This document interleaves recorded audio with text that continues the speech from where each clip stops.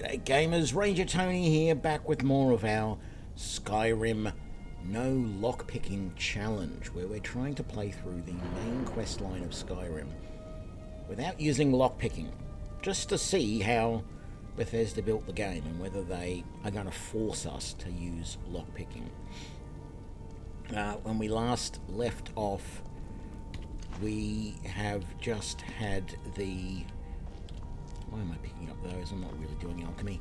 We have just had the meeting at High Hrothgar, where we've done the truce. And it's now time to head back to Dragonreach and prepare the trap for Odoving. So let's do that.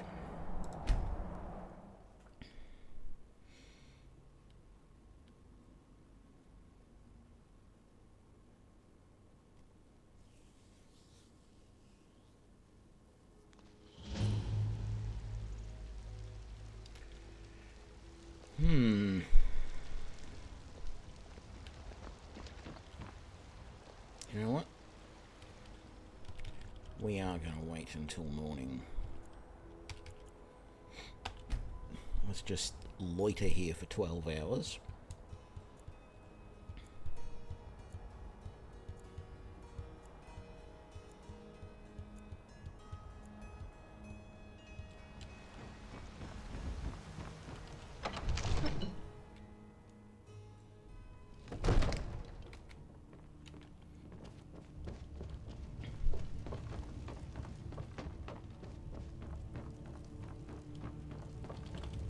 We're ready, Dragonborn.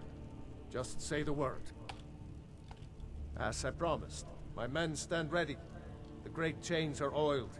We wait on your word. Let's do it. My men know what to do. G'day, Crossburst. Make sure you do your part. I'm putting my city in your hands.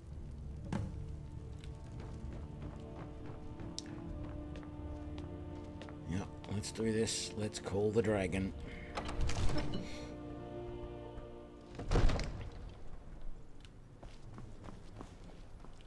So, got everything chained up. Call this dragon of yours. We're ready. Okay, let's have a look. I've got to have call dragon.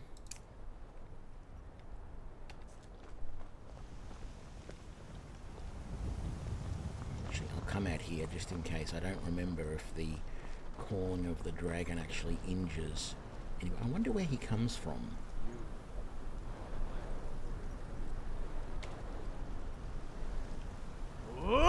Fiend!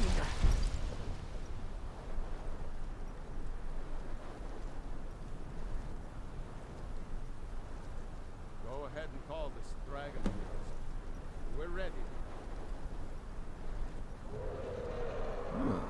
He came from that direction somewhere.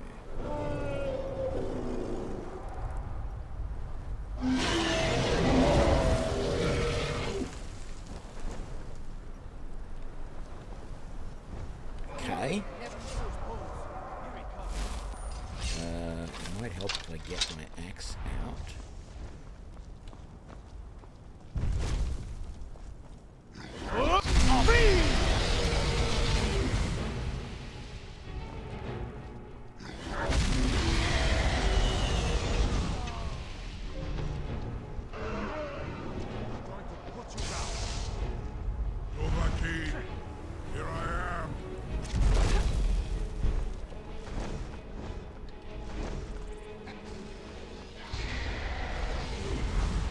This guy.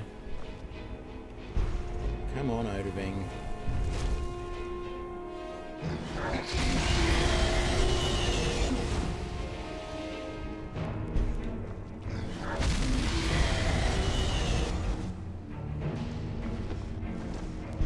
Hold your fire until it's close. I've got a bad feeling. I claim the glory of defeat, Dothraki.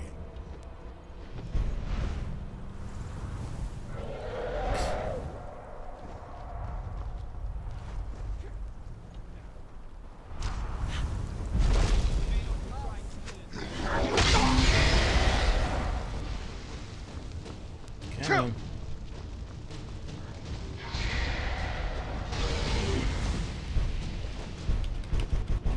call him anymore.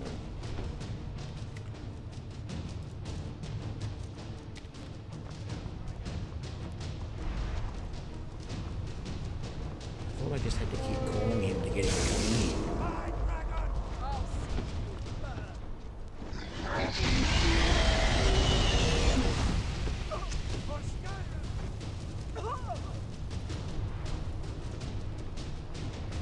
Oh, Balgruuf's actually shooting at him. Bring it down! Do not try to hide from me.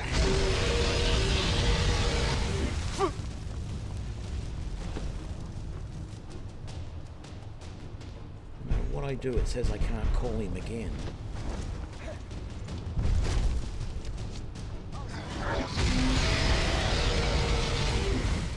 Need to bring it down! I don't know what I had to do previously to get him to come down this way.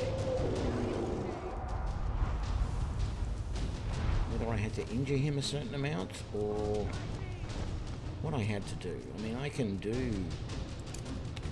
Dragon Ring. Do not try to hide from me.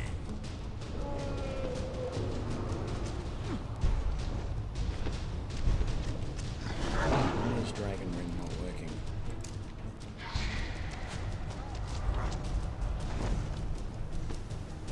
What? I will come where Alduin failed.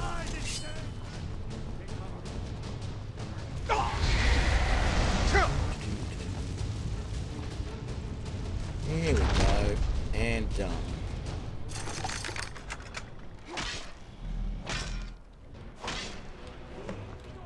I'm right behind you. Let's get going then.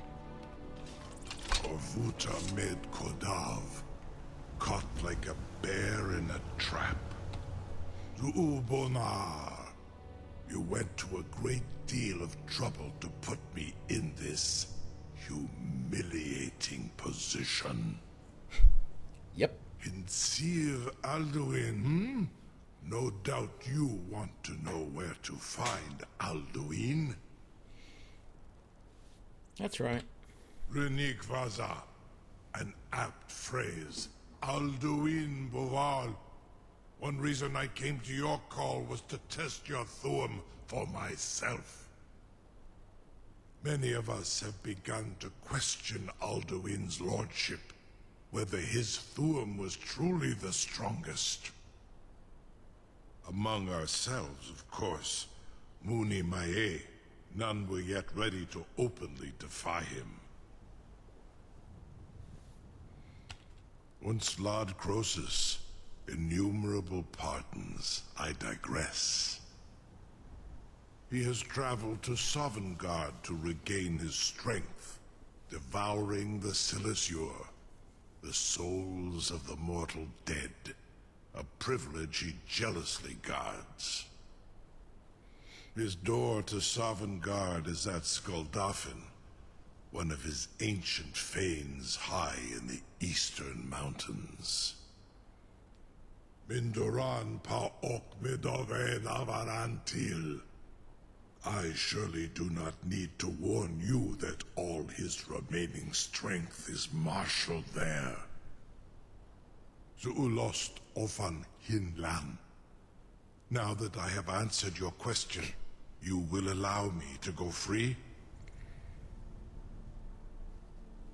Do you promise to serve me? Serve you? No. Need id. If and when you defeat Alduin, I will reconsider. Croesus. There is one detail about Skuldafn I neglected to mention. Only this. You have the Thuum of Adova, but without the wings of one, you will never set foot in Skuldafn. Of course, I could fly you there, but not while imprisoned like this. Okay, yeah, checking for bogeys, that's right. G'day, Bulorg and Walter. What do I think of the Skyrim storyline? I actually like it. And there's several things that I like about the storyline. One is that despite everything in the world, the sort of free and openness to do whatever you want, it doesn't force you to go off and do a bunch of side quests and then come back and do the main mission. If you want to, you could just play through the entire main storyline and be done with it. And then you could go off and do some of the other side missions and you know, the other storylines like Dawnguard and Dragonborn and things like that. Although I'm not sure if you can do Dragonborn after you do this. I'm assuming you can. I haven't done that one yet. But I really like that about this storyline. I suppose Sir, the biggest... You have no idea how long I have waited for such an the biggest thing, the main thing that I'm comparing this to is Pathfinder Kingmaker, where it forces you do the main storyline and then it forces you to break off and do other stuff for a while before letting you come back. Be gone, mage. Do not So test that's, my yeah, I promise like this. You Let's have get reconsidered my offer, Onikan Kron?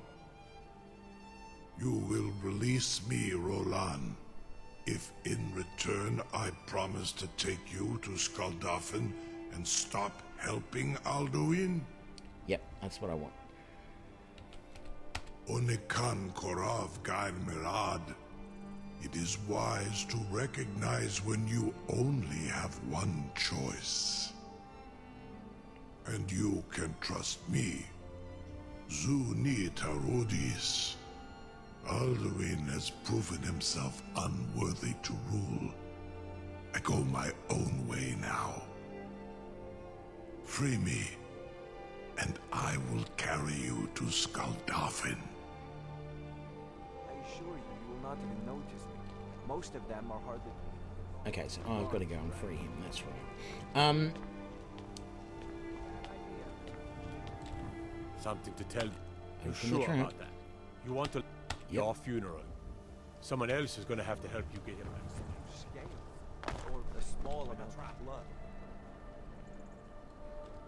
So yeah, I like the way this storyline is built. I quite enjoy it. As I said, there are some,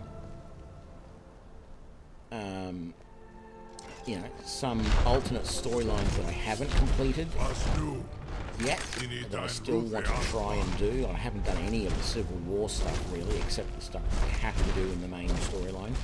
I haven't really done any of the Dragonborn. I haven't done, which means there's that whole island of Solestein or whatever it's called that I've never been to yet.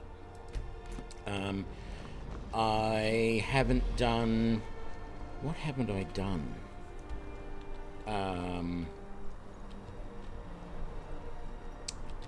Just thinking. It's like there's so many little storylines all over the place. And I've done pretty much all of the College of Winterhold, so I know I've done that. I haven't even... Like, the other thing I haven't done is I haven't got all of the shouts before, either. I doubt I've found all of the standing stones. And quite frankly, I've explored very little of this area of the map. And really not all that much over here either. Most of my real exploring is over on the western side. And even then there's areas over here that I haven't done. Like, I'm happy with what I have done in the game, and I'm actually trying to plan what I'm going to do when I finish this, because it's entirely possible we'll finish it on this stream. I just don't remember how long it's going to take us. Where is it? It's over here somewhere, isn't it? No?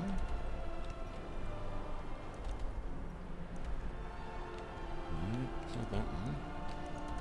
I thought he said it was over here somewhere that we had to go to Skuldafn. It's not over to the west. I thought it was over to the east. But anyway, yeah, we've really only got to go to Skuldafn and then through to Sovngarde, and that's mostly it. There's not a lot beyond that. So I really don't have a lot to go. So we may actually finish this tonight. And afterwards, I'm not sure what I want to do. I have been playing around with a ranger build, like an archer build. That's what I started the game as, playing as archers when I first bought the game.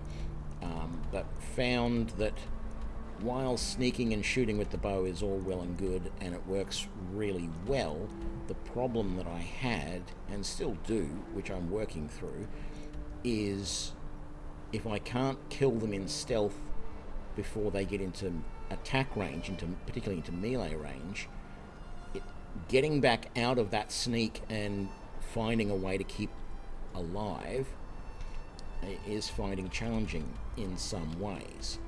And the main challenge I have is getting out of sneak and then either kiting and shooting with the bow or switching over to another weapon. And it's something that I don't do very well and have to work on to try and to do better. So I do want to do a playthrough where I finish the main quest line as a ranger. I feel like, I did it first as a mage. I'm doing it now as a fighter. I want to do it as a ranger, as an archer, to prove that I can do it.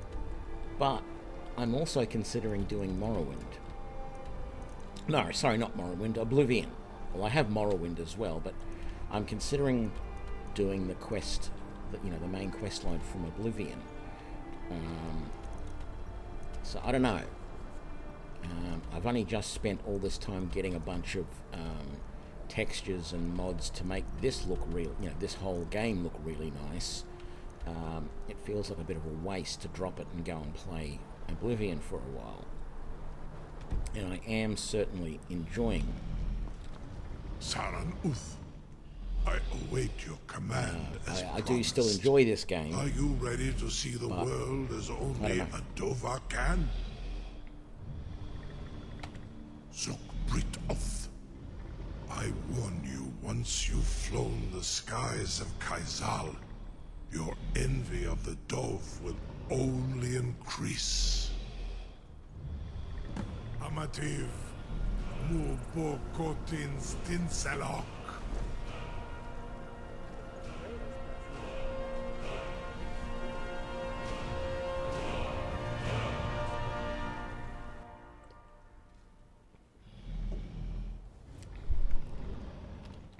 This is as far as I can take you. Grifoth Akrin. I will look for your return.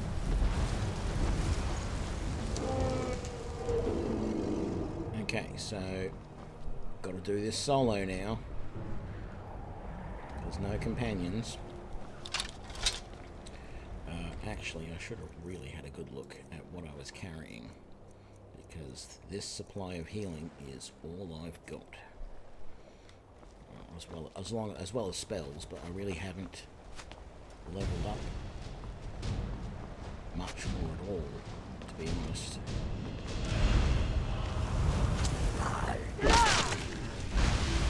Oh, hello.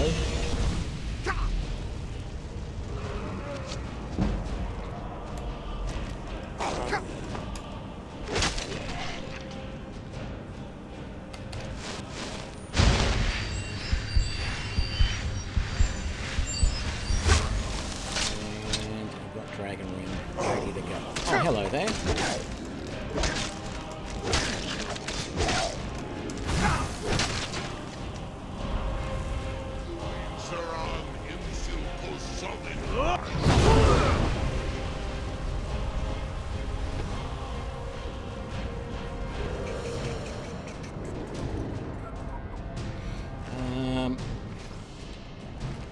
Doesn't feel like it's all that worthwhile even looking in these bodies, because quite frankly, unless they've got healing potions on them, which I sort of doubt they will, they're no use to me.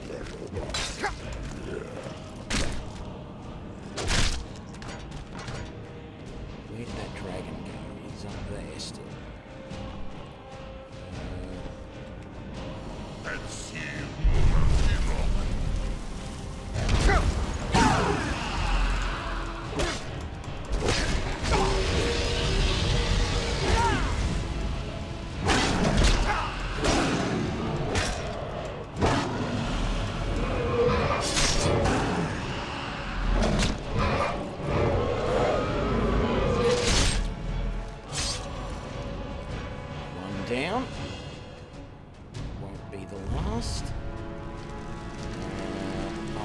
carry them for now. I have got the stone armor, but I may not even bother keeping those. I might get rid of them.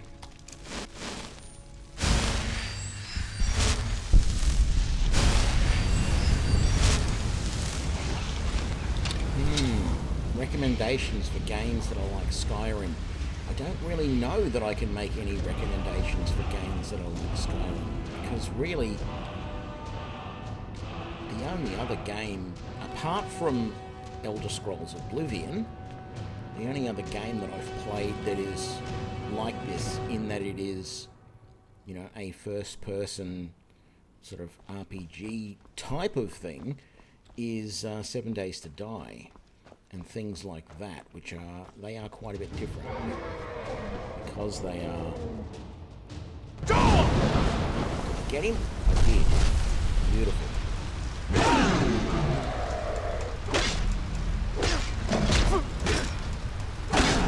If anything, I would like someone else to give me recommendations for games like this. I've heard that the Dragon Age games are quite good, and they are similar to this.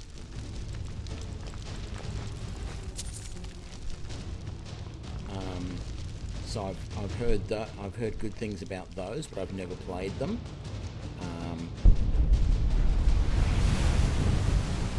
In fact, yeah, I would be looking for recommendations from people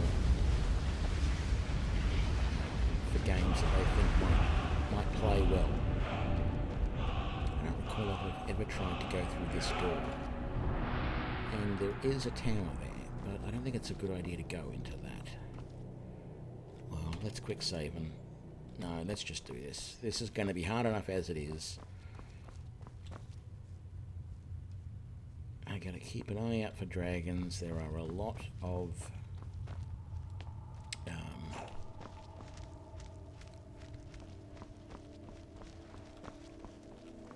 Draugr of various kinds around here. Actually,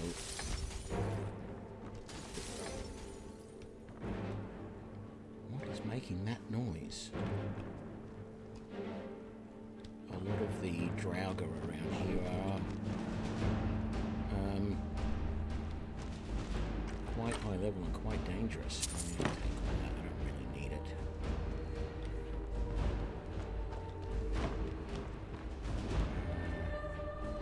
So, I don't think there's any more dragons close by. Let's take... well, disarm is quite nice, but I think it's got quite a long slowdown. Let's do ice form ready.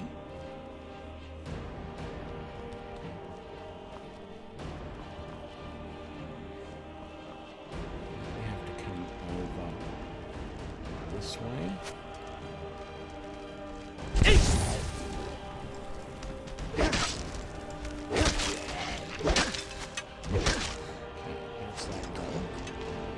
Shooting arrows at us left, right, and center. It says I need to go through there.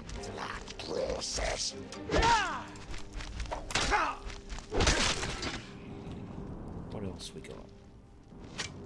We got some archers over there coming up the stairs.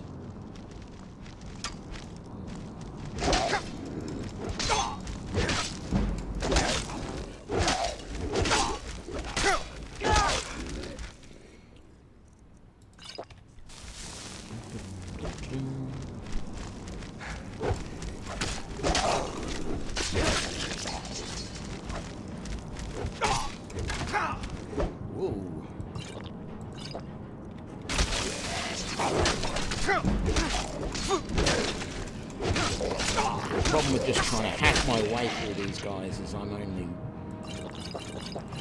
wearing armor. But if you're willing to spam a few healing potions, you can do it.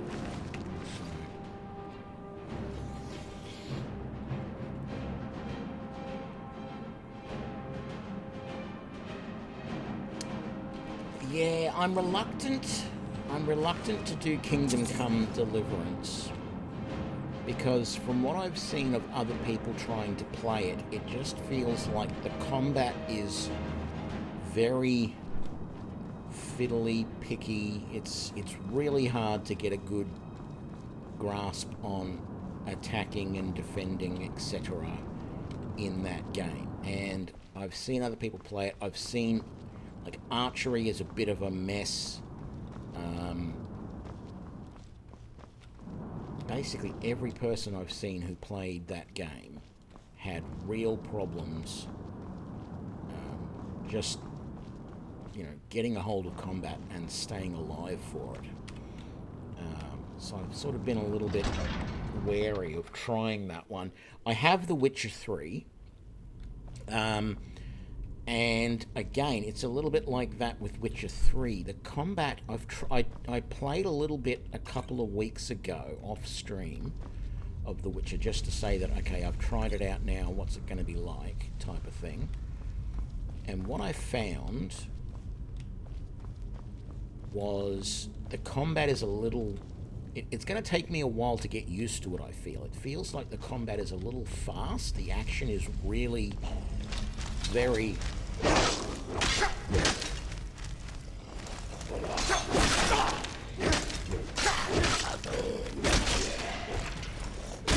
There we go, get rid of those guys. Yeah, the Fallouts, I'm thinking about Fallouts as well, but I'm not sure I like the post-apocalyptic sort of scene in games. Years ago, I probably would have jumped into it. Oh, good, a healing potion.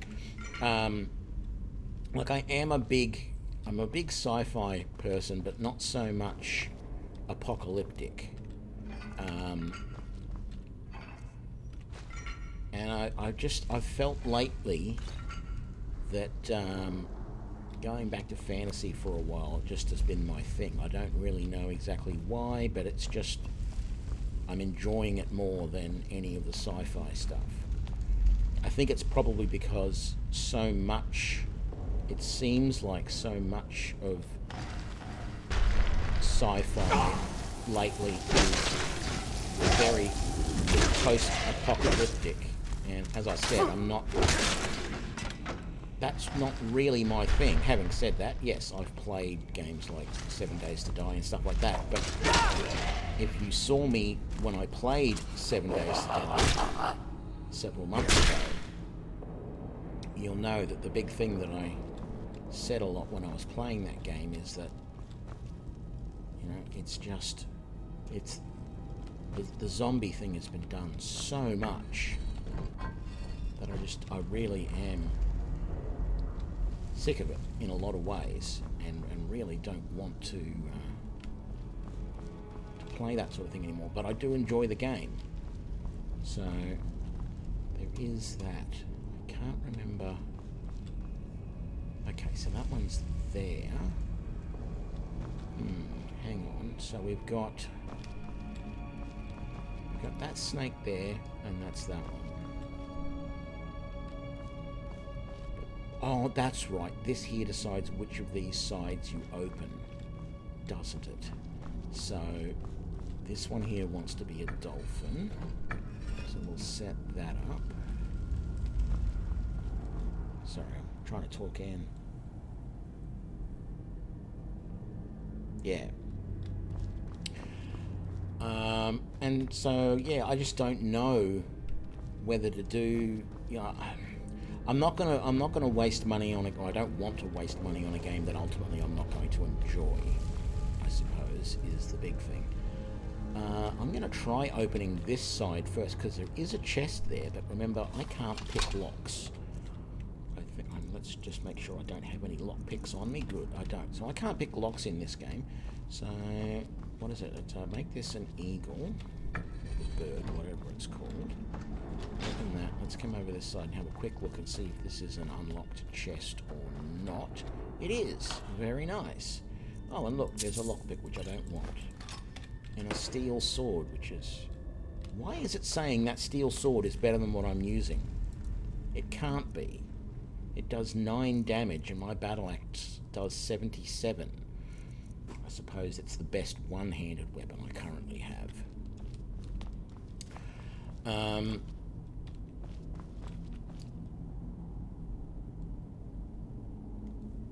So yeah, I mean, I think I need to play around a bit more with The Witcher and see if I can get a bit of a handle on the combat. The problem I've got with The Witcher and its combat is you play it pretty much entirely in third person, and so much of the game is both you and your opponents sort of quickly moving around behind and flanking and diving behind your opponent and stuff like that.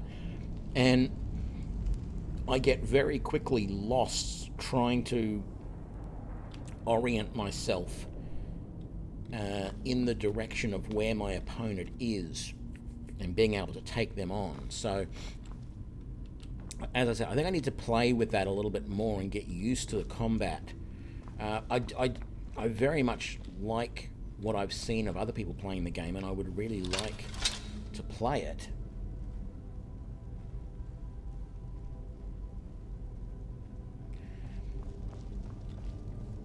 Yeah, I don't know either. I've got to think about some games a bit more and come up with what is going to work for me, I think.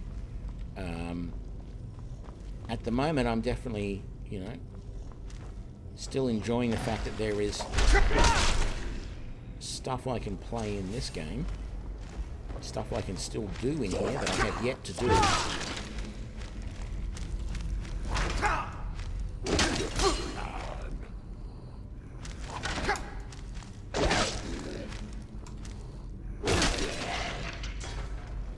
Is that everything? I feel like there should be someone coming out of here. Knock, knock.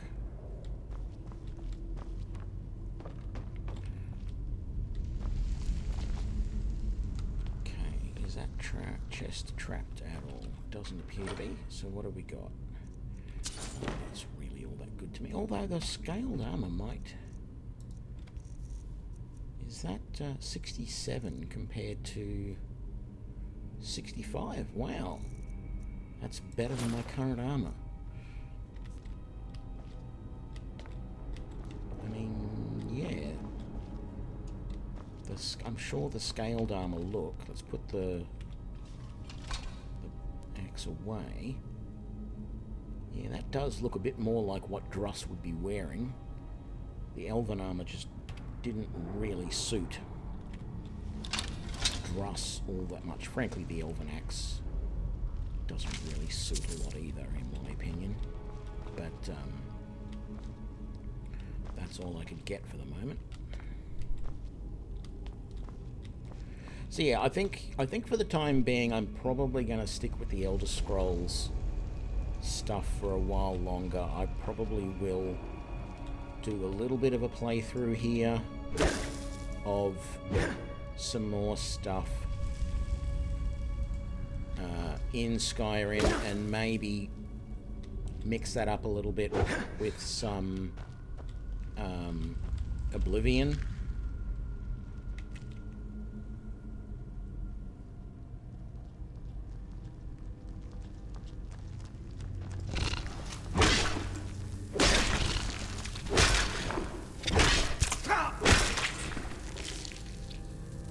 Is that all of yours?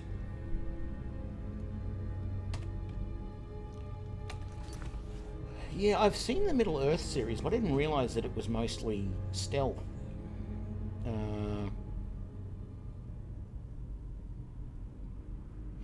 Yeah, I've found myself a little bit the same, Bull Orc. I tried to play this in third person a little bit, particularly when I was playing with two-handed swords a while back. When I first started trying to do the melee stuff, I tried a little bit in third person, and it sort of helped me a little bit.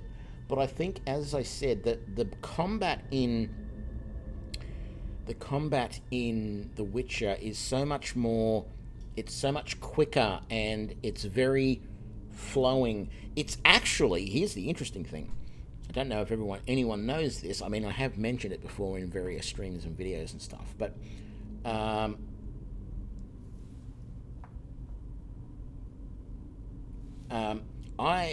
nearly 30 years ago now, I was a member of a medieval reenactment group, and we were one of the few medieval reenactment groups in Australia at the time that actually used real weapons. We used actual metal swords. A lot of the other groups would use fake weapons, rantan or bamboo, which is the stuff that they use in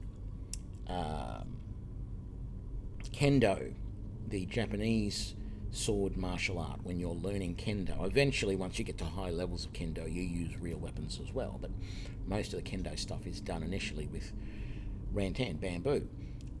So we were one of the few groups that were actually using real weapons, and the fighting style that we were doing was based on a fighting style that we researched, or that some of our people in the group had researched, from about the 14th century, which was a time when the heavier armours were first starting to come in. It was the time when they first started to add to the chainmail that they had, to add significant amounts of plate to it. And that fighting style was a very circular and sort of free-flowing sort of thing. It wasn't just a stand there with your shield in front of you and just whack, whack, whack, quick flicks with your sword. It was actually, you moved in very circular motions, not just your arms, but your entire body and legs as well. So you were sort of always moving in these very flowing and circular motions, because the idea was to get as much of your weight as possible behind the sword blade, because evidence seems to show that there was always a race in the technologies between the weapons and the armor. And if you could make a sword that was able to keep its edge well enough and still survive actually hitting armor, then that sword would be able to break through that armor. But then eventually the armor would get better and it would provide more protection than the sword could do. And so it's actually interesting if you research into it. It turns out that most knights from the medieval period, when they were fighting against each other, they weren't using swords. They were using things like axes or maces or warhammers, because those are more effective at actually breaking through armor than a sword is. If you thrust with a sword, it will, but the problem is that the sword is so long that if you thrust, there was a very good chance that the blade would break. So thrusts were sort of in some ways, the action of last resort. If you had an opponent down on the ground, helpless, then a thrust downwards into them was definitely a good idea. But in the actual heat of battle, you had to be really careful with your thrusts, because if you did actually manage to get through the armor, there was a good chance that you could break the blade. So yeah, it's just interesting that the combat in The Witcher has that very circular, flowing sort of motion that actually really resonates with me, because I've actually been taught that style of sword fighting. But I find it really hard in the game to actually get control of that. So I may play a little bit of that at some point. Yes, swords were made to be used against the unarmed opponents, like peasants and stuff like that. That is true. That is what they were meant for. Or for dueling when a knight against another knight was unarmored. But even that wasn't very often, because if two knights wanted to have some sort of trial by combat, they would often have an actual tournament where they would be in full armor, in which case they wouldn't bother using their swords. They would get out a mace or an axe or something like that.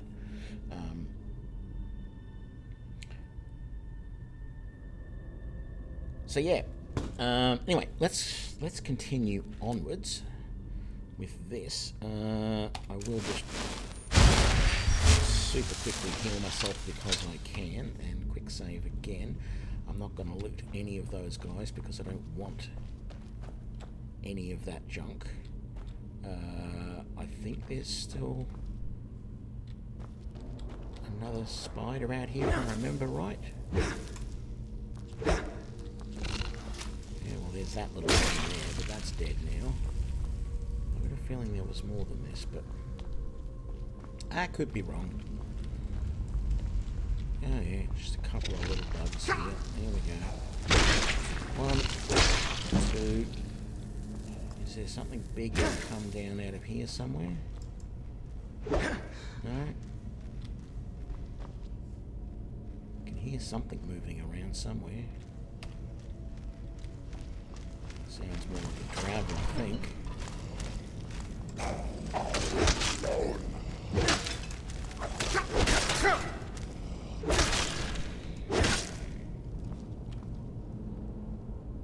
What have we got? Okay, armor's doing good, keeping me alive. Let's just close that door for the moment, because I'm not entirely sure there's not going to be something. Yeah, that's what I think I need to do. I think I need... This is the thing that's a little bit annoying about it for me, because I would love to give my first impressions of the game on stream. We're talking The Witcher here. I would love to be able to do that, but I feel like it would be just several streams, hours and hours, in other words, of me just trying to get used to the combat.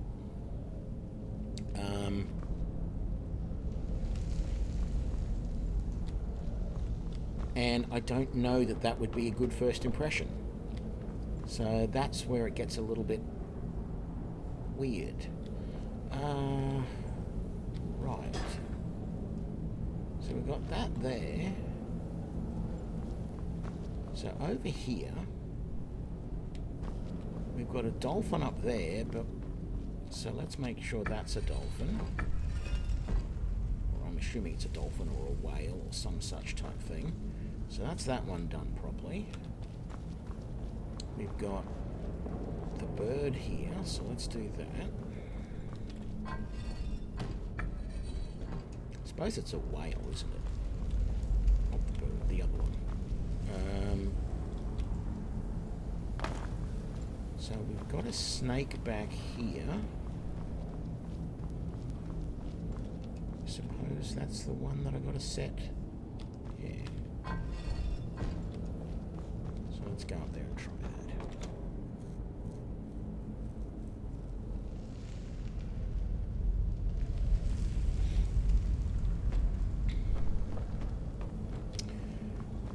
Yeah, but gold isn't everything. You know? Like, that's the other thing that I'm trying to prove in this run. If you notice that the weapon that I'm using, none of my, with the exception of my braces of Sure Grip, which gives me extra 25% damage, and then I've got a ring of Sure Grip,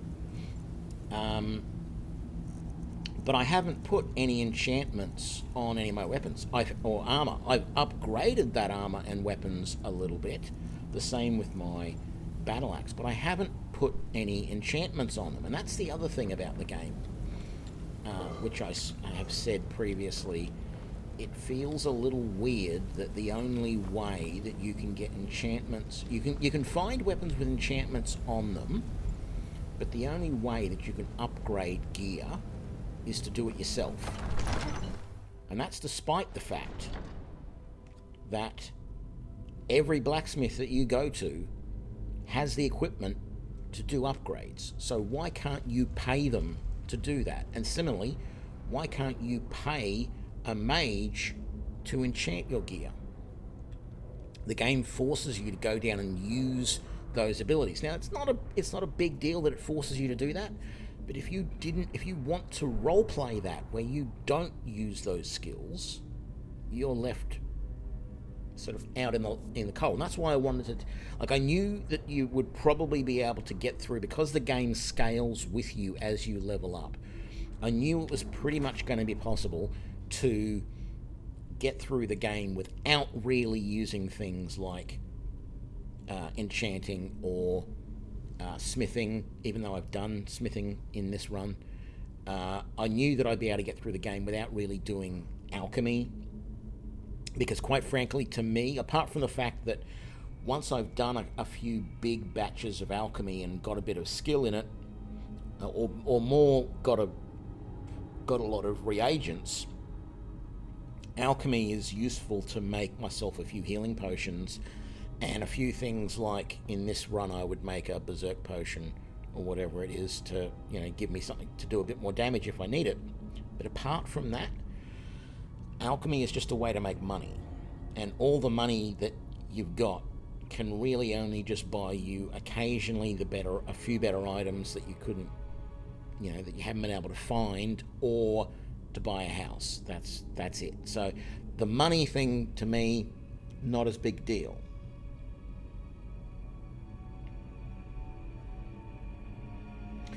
Well, that's the other thing. I don't have crossbursts. I don't have a controller. I've thought about getting a Bluetooth controller. I just don't have one. So maybe I will think about that, because I've only ever played this with controller. And the thing that's interesting is, I'll show you. Actually, I was right there. I could have just shown you. No, that's not what I want. Controls. So if you look right here, that's reversed from what it normally is. Normally you control your right hand, which is your main weapon hand, with mouse button 1, and you control your left hand, which is usually your block, with mouse button 2.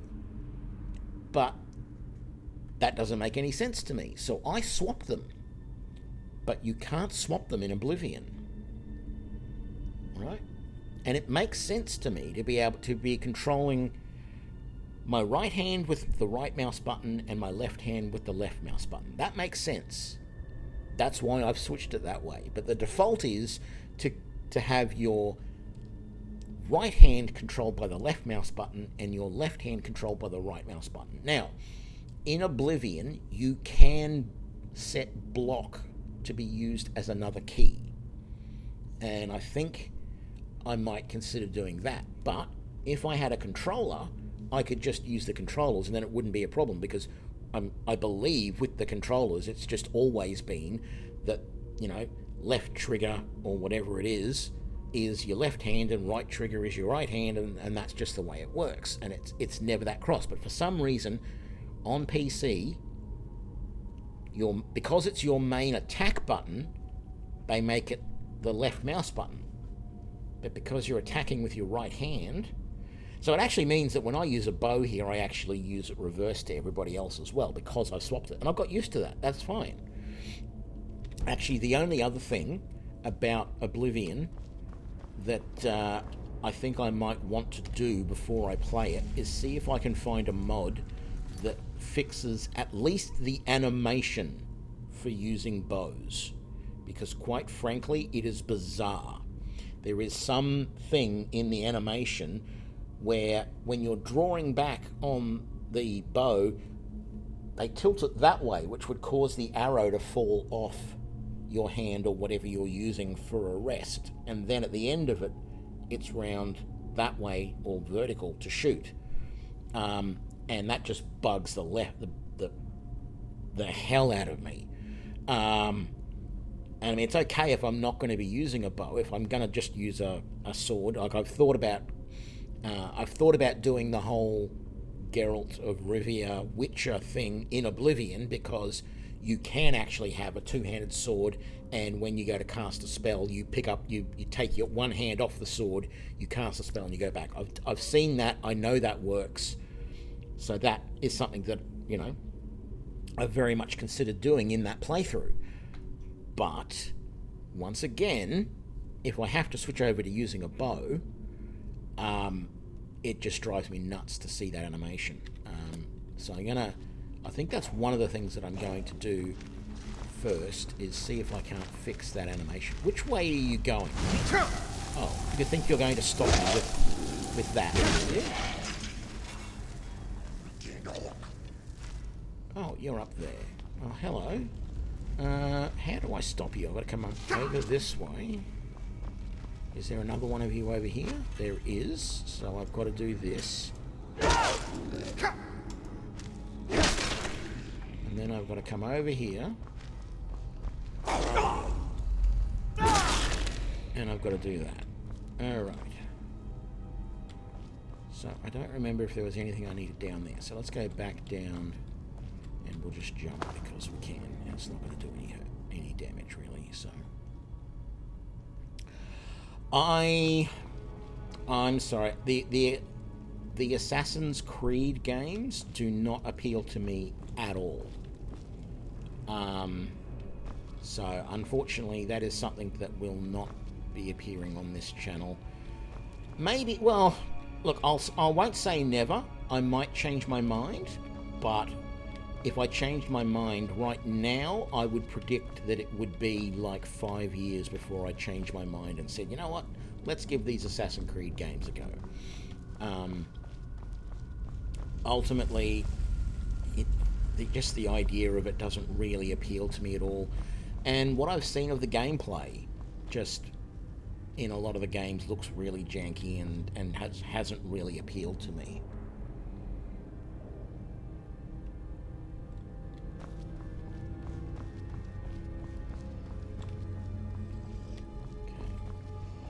So we've got a trap there which I got past. An empty urn. I can hear someone having a real problem breathing. You know what? I've got to take a drink. And the only reason I've got to take a drink, well, I am thirsty, but every now and then in this apartment that I'm living in, every now and then through, I don't know whether it's through the air conditioning system or whatever, but every now and then I can smell things that are going on in other people's apartment. So more often than not, I'm smelling someone smoking dope, right? Fine, if they want to do that, that's fine. I'm not into that sort of thing. But what I'm smelling right now is food. Someone is cooking something, and it smells a bit like, is it roast pumpkin maybe? It's something roasted. Someone's roasting something, and I can smell it. I don't know why, because they're fairly small apartments, and the only way the smell should be able to get in is there are some ventilation ducts in the bathroom or through the aircon. I don't know where it is, but it's driving me nuts right now because I generally don't eat dinner, but the smell of that is making me very hungry.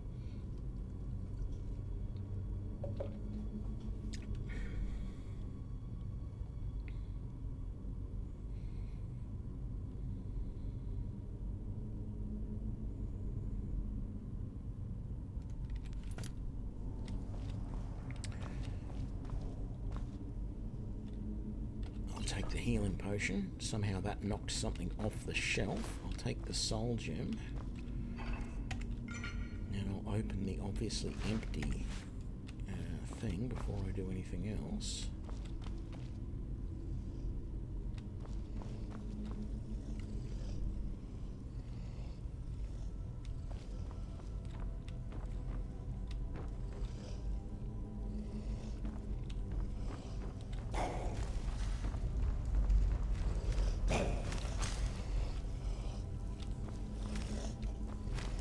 Oh, you're through there.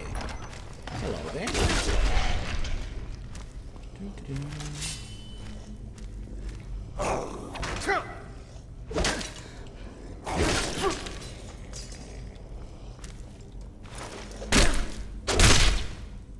Man, I would be very, very careful about that axe that axe I just used, scraping across the ground and potentially blowing us all to Kingdom Come.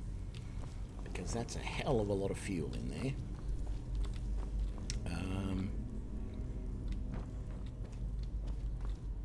Just double checking there's nothing else I need to worry about out here before I open that lever. And I can't get the lever from there. Okay, I'll go back in.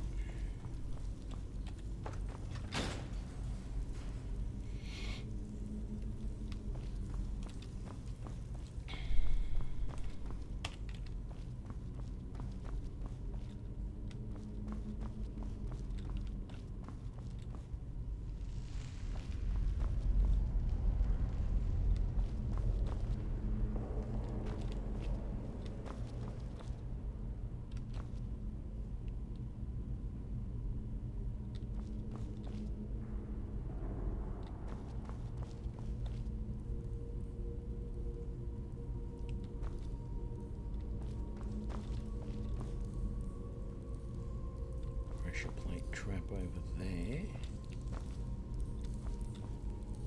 Another one there. in the chest? Just a minor healing. Right.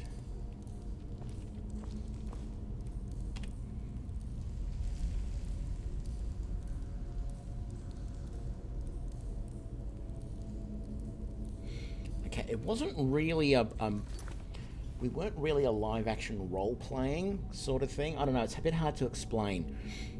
It was a medieval reenactment group, so we would reenact tournaments, basically. So there would be, our group had about 20 people in it at one point, and we would do shows for anywhere from 50 to a couple of hundred people. We actually did one show.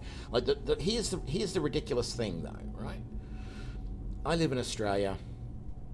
Australia is not the climate to be doing medieval reenactment in. When you consider that the gear that you're wearing is a linen shirt and hose. Over the top of that shirt is a big padded gambeson. And the hose, you've got some padded, I don't remember the names of them, but you've got basically padded leggings over the top of those with boots on. And then you'll have a chainmail shirt on top of that. And then there will be plates going over the top of that, which will consist of either an actual breastplate or some sort of brigandine type armor, so leather with riveted on metal plates. And then you'll have your arm harness, your gloves, but then over the top of all of that, there'd usually be it's not gambeson, a tabard with your heraldry on it, and you'd have your helmet, so you'd have a padded cap, and then maybe chain coif or a helmet with a coif sort of chain on the end of it. And then you could put a great helm over the top of that. But all of those layers of clothes is not what you want in a country where even in winter, we often have days that don't get below 20 degrees Celsius. We never used to do shows in the summer. We only used to do shows in the cooler months of the year, so in the winter and stuff like that. And it really depended on, we were often going and being parts of other larger sort of festivals and things like that were on. There was one time when we walked, I don't know, I live in Brisbane. If you've heard of anything from Australia, you might have heard of the Gold Coast, which is a very well-known beach area, beach town, beach city, I guess. And Brisbane is about an hour's north of the Gold Coast. Well, there was one time when we walked, there was a festival type thing, I can't remember what it was called, that was going on at the Gold Coast, and we walked, I don't know, it had to be probably a 5-kilometre track around parts of the Gold Coast. It was just like all of these people as this big parade walking along. Several years before that, I had done that parade when I was a karate student, when I was still in high school. But then a few years later, we marched around as in our full medieval knights gear. And then when we stopped at the end, we had a little area set up and we did some tournament stuff there.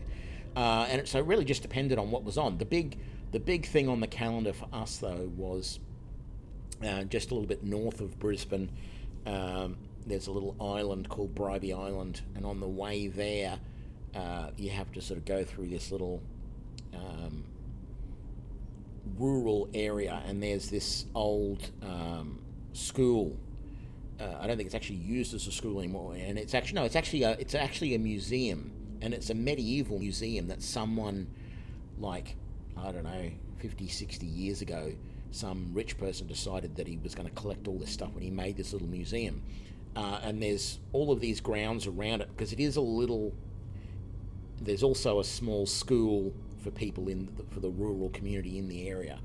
And so we would go there once a year, and there would be the big medieval tournament that was hosted at that location. And it wasn't until after I left the group, but now that medieval tournament, 30 years later, is like a 3-day event. It used to just be the 1 day. It's now gotten to the point where it's a 3-day event. And so you get lots of people showing up then, and each of the different because there's multiple reenactment groups around. Even back then there was about 5 or 6 different groups all doing their own thing, and on this this medieval festival that they hold every year, it's held around Easter time actually, and yeah, that would have, you'd be performing before hundreds or thousands of people then. And some of the people in the group how dedicated were the people in the group? We were all pretty dedicated because we did things like made our own chainmail. We had a guy in the group who was our armourer who made all the swords and the metal armour. But any of the leather or any of that other sort of stuff you made yourself, or as part of the group you helped make everybody's gear. So generally we trained and did all that sort of crafting stuff on a Sunday. So we used to go sort of from like lunchtime on a Sunday. We used to do all the crafting until about 5 or 6 o'clock, and then we used to go to this old museum, which wasn't being used for anything at the time, and we used to train in there. That was our little training hall. And then you'd train from like say 6 till 9, and then you'd go home, and once you'd done enough training and you got all your gear together, you were allowed to go on the field as a proper knight. But before that, you just had to be a squire and help someone else out on the field and all that sort of stuff. You weren't fighting, you were just like background people and stuff like that. So, but yeah, that's a long time ago now.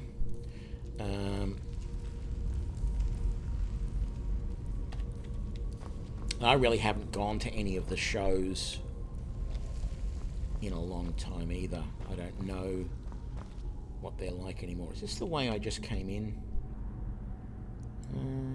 No, I'm going the right way. Good.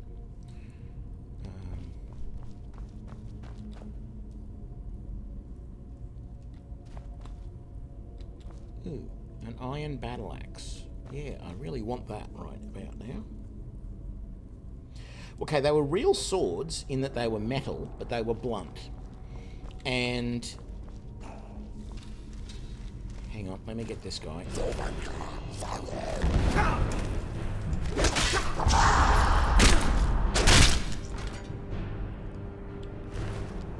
Ooh, there's the claw I needed. I forgot about that.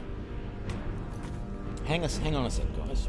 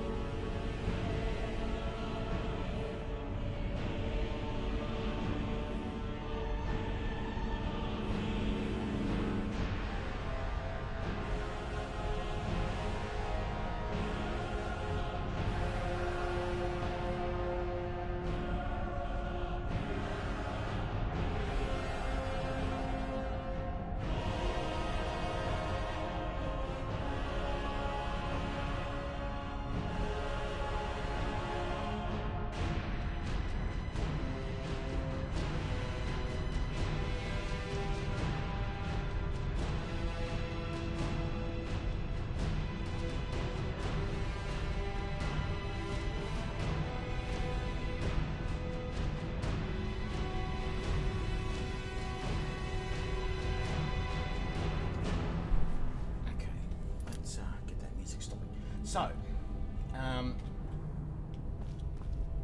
stories from the medieval reenactment. Bring the mic over a little bit closer. I don't know how well this is going to show because I can't get too far back from the camera because the green screen, the camera and the angles and everything, but this is my sword, and it looks longer than it really is, because it's so close to the camera. But you'll notice the tip is very, very rounded. It's very blunt, right? It's also incredibly rusty. I haven't cleaned it in years. I do it every few years. I do get out some stuff and give it a good go over and get rid of a lot of the dust and everything. But it's also like there's no edge at all on this blade. It's like at its thinnest part, it's probably about 2 millimeters thick on the edge. It never gets any sharper than that. But we were trained when we learned to fight. We were trained to keep our wrist flexible. If you lock your wrist when you actually hit your opponent, that's what would do damage to them. As you're swinging through, by keeping your wrist loose, as the blade hits them, it would bend away in some direction. But if you locked your wrist, it would hit with a lot more force, basically.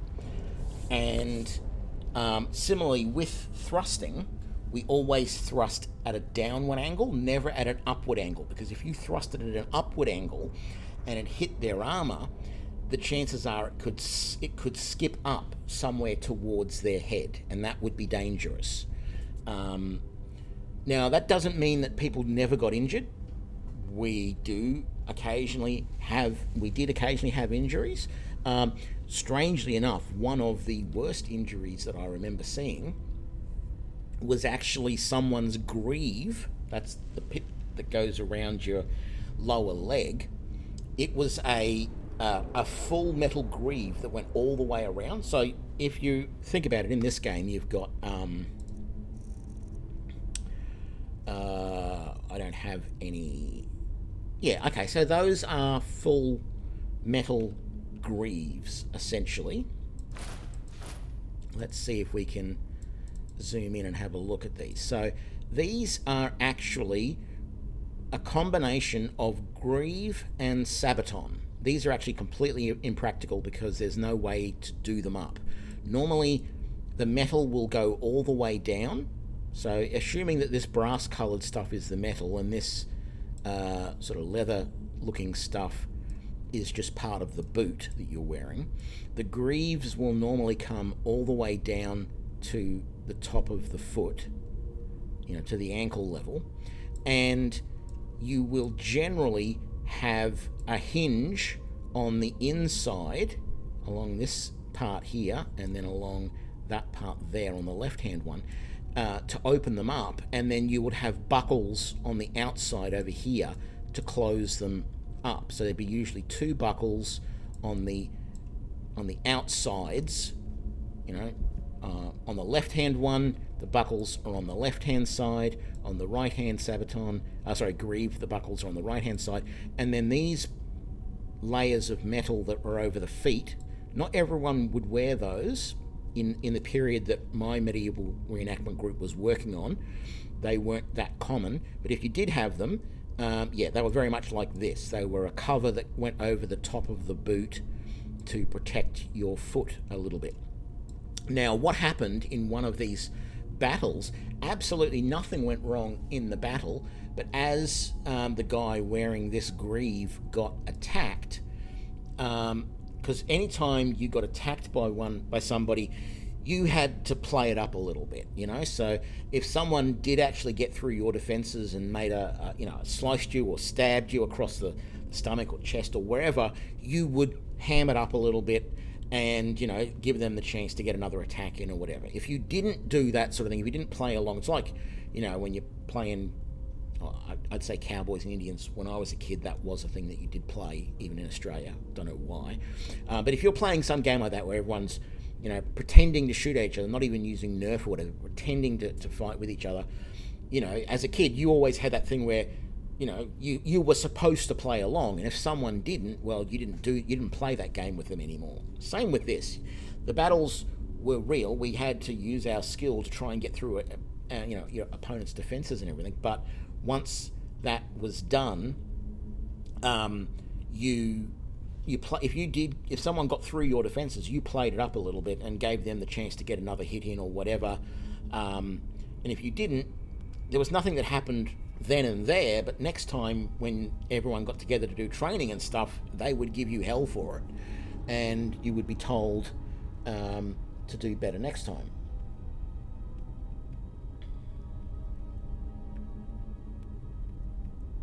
Yeah, I think St. Salvatore probably would enjoy that.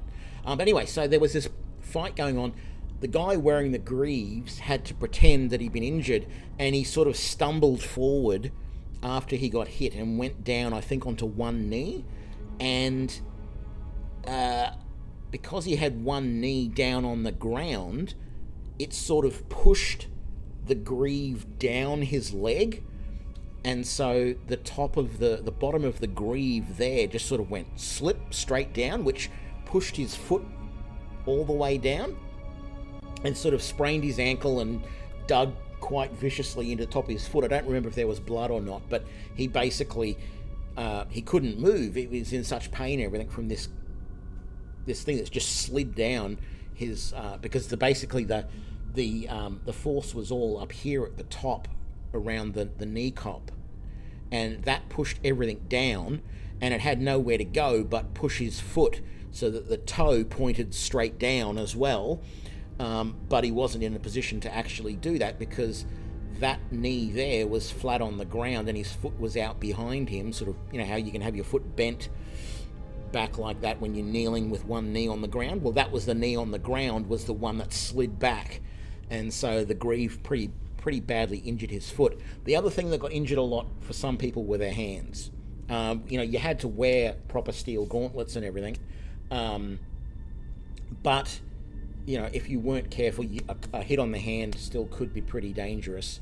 There were other groups that really weren't as safety focused as we were. So we were very strict. If your training wasn't up to standard, we did not let you go out on the field on the day as a knight. You could be a squire, you could be some other sort of person that was part of the tournament, but you weren't going to be fighting, you weren't going to be doing that unless we were happy with your progression. But there were a lot of other groups that wanted to just get as many people out onto the field as possible, and so there were groups that did not have any standards as to equipment. As I said, there were groups out there that it was more of a sport for them. They used bamboo weapons, and their fighting styles were very sort of flicky, and which you could never do with a real sword. You can't just sit there and flick, flick, flick, flick, flick. No, not with a sword like this. If you've got something that's a bit more like a rapier, that's lighter, yes, but a proper sort of arming sword, long sword, whatever you want to think of it as, no. And especially not things like maces and hammers and axes and stuff like that. But there are some groups. There is a thing some of you may have heard of called what we call the SCA, the Society for Creative Anachronisms, and they're a group that very much does the make a sport out of it, and so they don't use real weapons and armor. They make a lot of their weapons and armor from foam and bamboo and all of those sorts of things, and they do massive big battles, and they have archers who shoot bows that have blunt arrows and stuff like that. That's not us as a group, but there were, at the time when I was in this, just before I left, there was a period there where some of the other groups that were the metal weapon groups like we were, they were trying to get as many people out on the field as possible. And so I heard of stories where people were going out on the field using non-standard equipment like cricket pads and cricket gloves instead of real armor, but still using the metal weapons. And even cases where someone thrust with a sword, but they thrust up rather than down, and it actually went into someone's mouth. The person didn't get, I think they lost a couple of teeth, but they were very lucky that there was no other damage that was done. And that was purely because these people hadn't been trained properly at the time. So there can be injuries if you're not doing it right, and if you're not working, if you're not, following everything properly.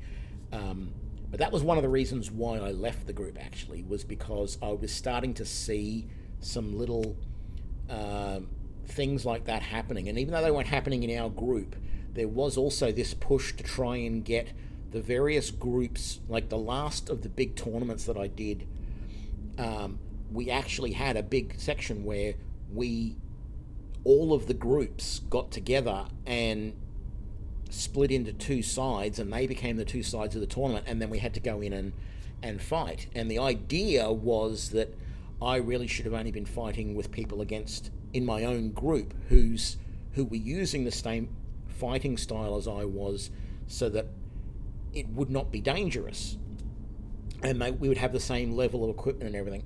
But that's not how that battle ended up. And I had one guy, there was two fights that I was in, and one guy in one of them was dual wielding, which was it wasn't a thing historically. It wasn't a real thing. And then the other one was coming across an axe. Now, we didn't allow axes. We would use two-handed axes in our group, but from our time period, what you see in this game as an axe, I don't think I've got anything that's appropriate, but even the single-handed axes in this game, right? Well, hang on, there would have been. Let's go back here a little bit. So that's the battle axe. That's actually, for a two-handed axe, that's actually a pretty good representation of a real two-handed axe from, like the 1400s, right? But any of the one-handed axes you see back here, oops, I triggered that trap. Well, thankfully I'm leaving and not. It's not going to be a problem. I think one of the dragger I killed back here had a one-handed axe, if I remember rightly. Sword. You had. Okay, so that war axe there, right? Now that's a really crude-looking axe, but that's got a curved blade that's like this big. No. Around 1400 and earlier, the axe blades were like that big. So if you basically, I'll just try and show this. Oops, didn't mean to do that. Let's put that back. So a real axe from that time, if you chopped it off there and there, so that you've only got this little bit of axe blade there, that's what a real battle axe was from about 1400. The reason the blade was that small is because you can get a lot of force behind that, and it's like, a chisel or a wedge going through armor.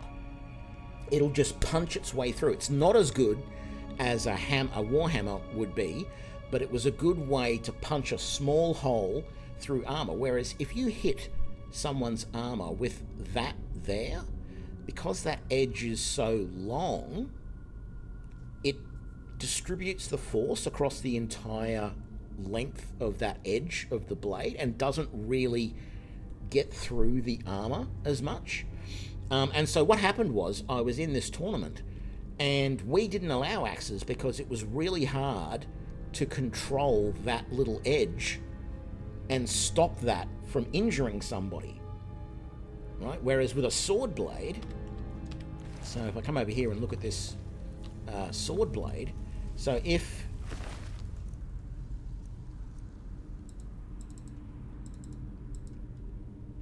that was swung at us, because you can bend your wrist, you can make sure that when that blade hits, it's the flat of the blade that's hitting, and you can rock your wrist and sort of spread out that force even more, so it does even less damage.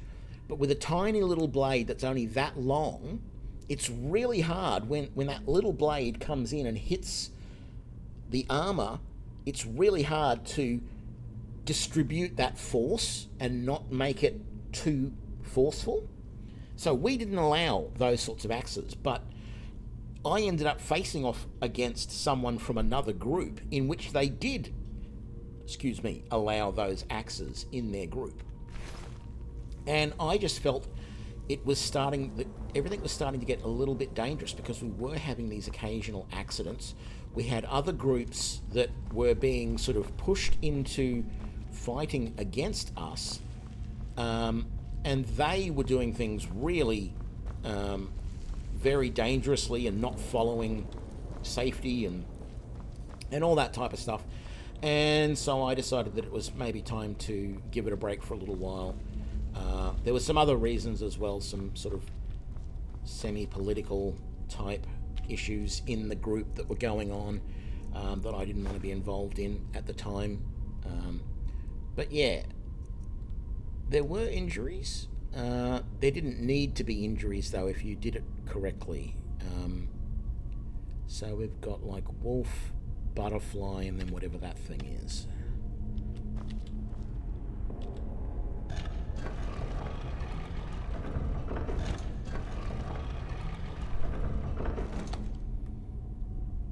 So I hope that was a mildly entertaining story of my days as a medieval reenactor.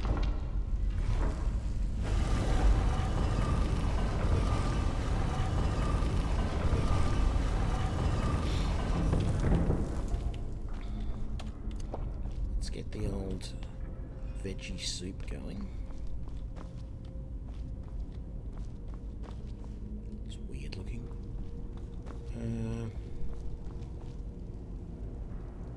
These guys not gonna...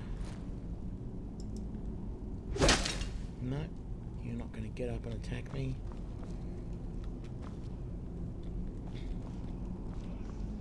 Oh, that's right, we've got another word wall here. What do we got?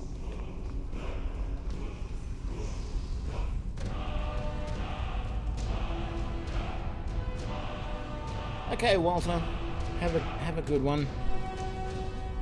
I didn't see what that was then. Oh, Storm Call. I think I will unlock that.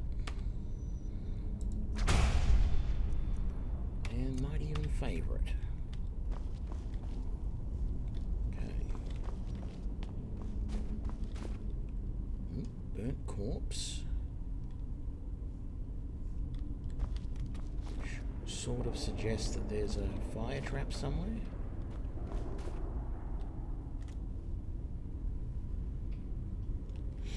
Well, I see now that there's a whole thing where they actually do have like full-on, full metal, I mean blunt weapons, but full metal grips. I saw there was, I don't know, I saw some, I think it was on Imager, some little meme type video of two guys going at each other with two-handed warhammers the other day. So I believe there's a whole thing that's sprung up in like the last 10 years or so of actual, like, you know, worldwide competitions of people wearing period armor and using period weapons. I don't know what these looked, the armor and stuff that I saw looked a lot more like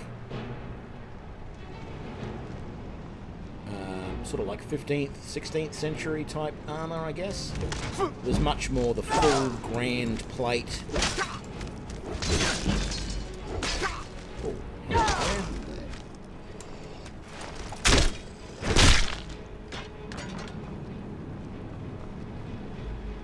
So if you've played like D&D,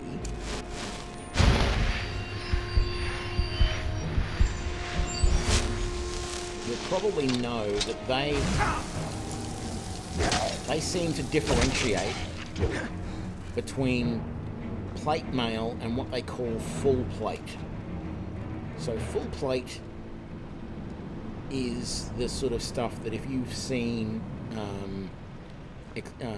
Excalibur, that's full plate.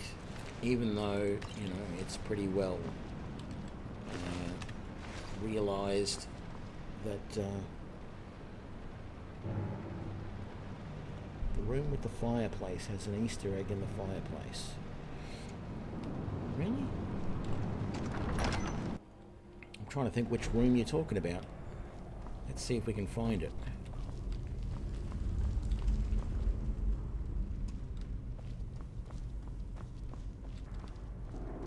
There's an Easter egg in the fireplace.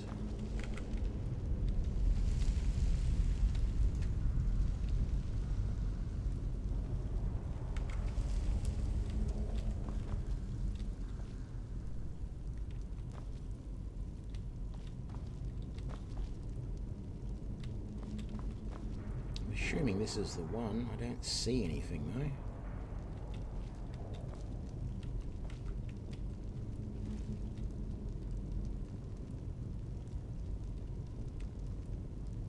There's nothing I can grab in there.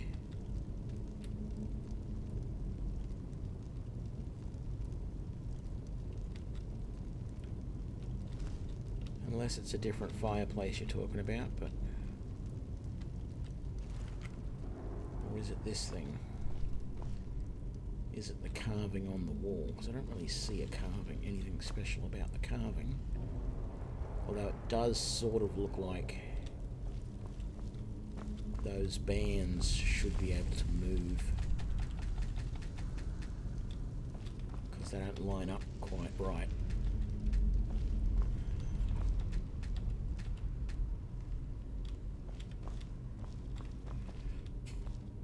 It's also possible that the texture mods that I've got are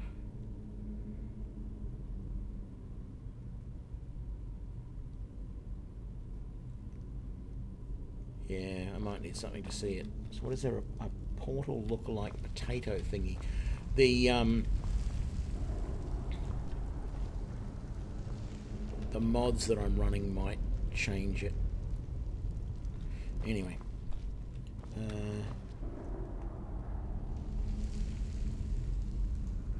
yeah. So I think I've seen a little bit about these various tournaments that they're having these days. But yeah, the armor is very. It's very the full plate sort of armor experience, whereas the armor that I wore with the group that I was in is much more of the plate mail variety, in that it was chainmail with actual plates over the top of it, rather than, you know, the suit of plate, I guess is the way to describe the other types of mail that can be had. And that's what it looks like they have in these tournaments, is they're wearing the suits of plate rather than the plate mail. And the thing is, the suits of plate, they are way better. There is no doubt about it. Much more comfortable to wear. Ultimately, they're lighter. I mean, everything about that armor is superior. There is absolutely no doubt about that. But it's just a different time period, really.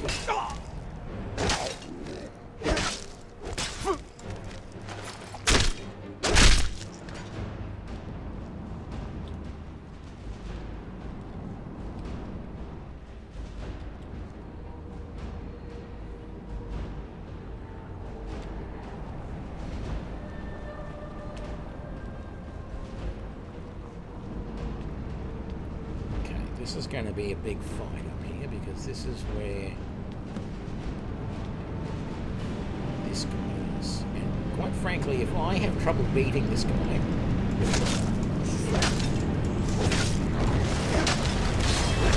I'm just going to go straight into something.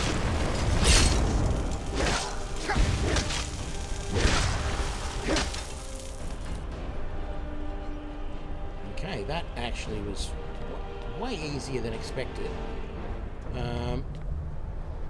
But now the seal is gone. So I'm going to activate that. Let's see what's in him, though. Let's take all of that. I don't think I'm going to use any of it, but... I thought these dragon priests were really high level. I thought they were like level 50 or whatever. But I guess not.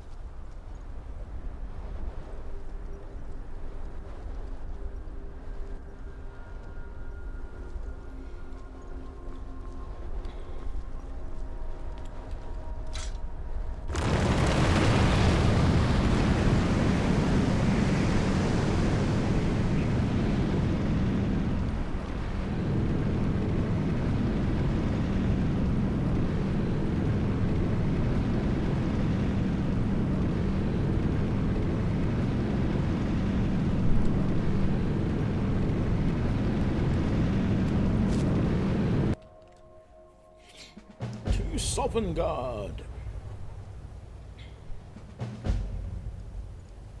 Alright, so I know what I need here. I need... Where is it? Clear skies. I don't think I need it. I think I can get through here without it, but I prefer to use it.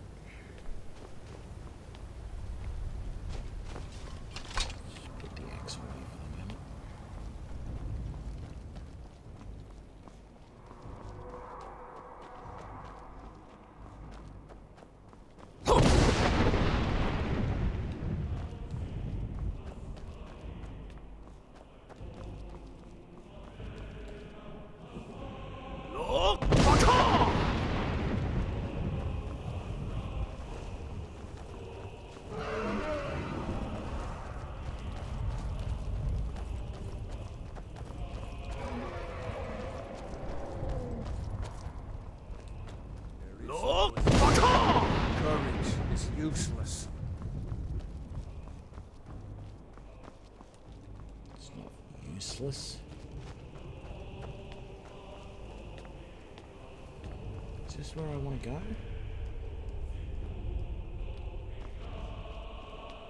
don't remember if this is or not. This doesn't feel quite right.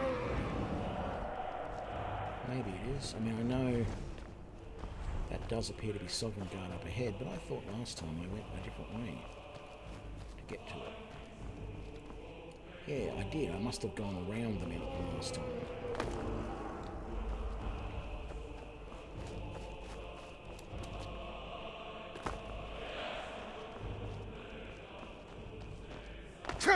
Yeah, I did. So let's get to...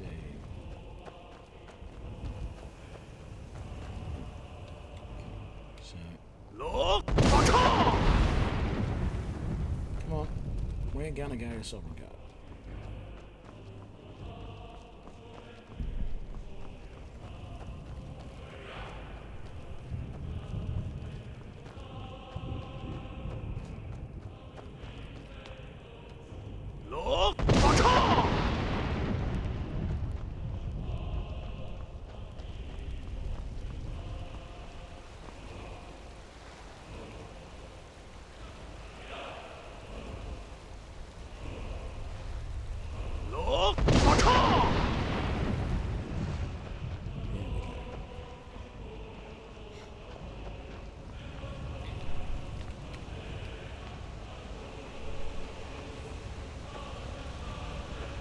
What brings you, Wayfarer?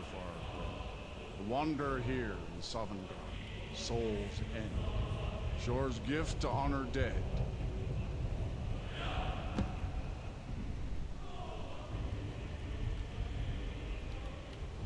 A fateful errand.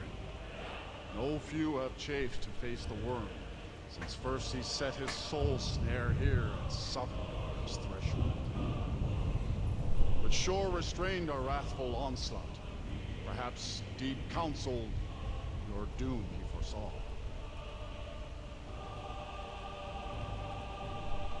No shade are you, as usually here passes.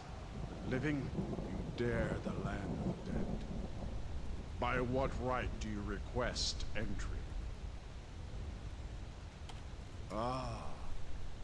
It's been too long since last I faced a doom-driven hero of the Dragonblood. living or dead. By decree of Shore, none may pass this perilous bridge till I judge them worthy by the warrior's test.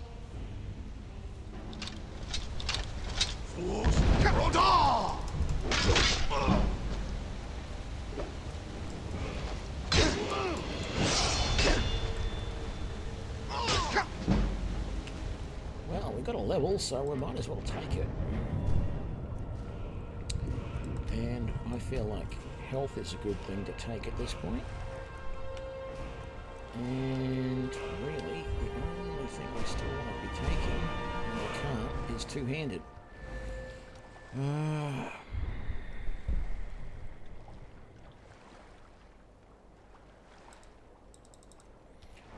already got that. Can't take that. I don't want snake, I want one-handed. Block maybe? I can't put anything in there. And I don't have enough to go on anything else.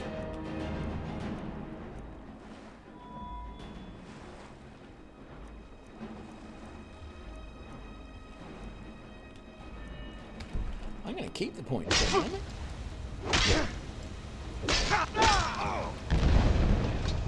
Oops, did not mean to do that.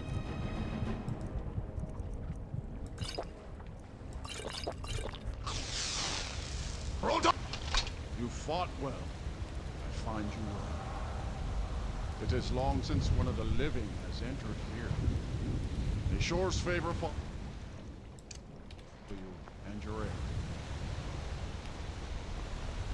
Okay, cool.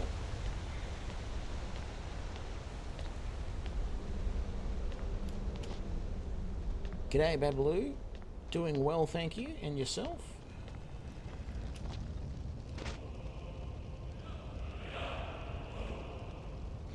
I actually haven't seen much about Pathfinder Wrath of the Righteous.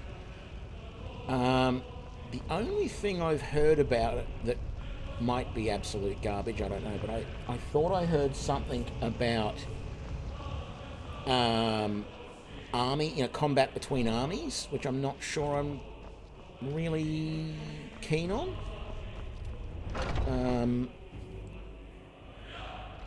But I would definitely...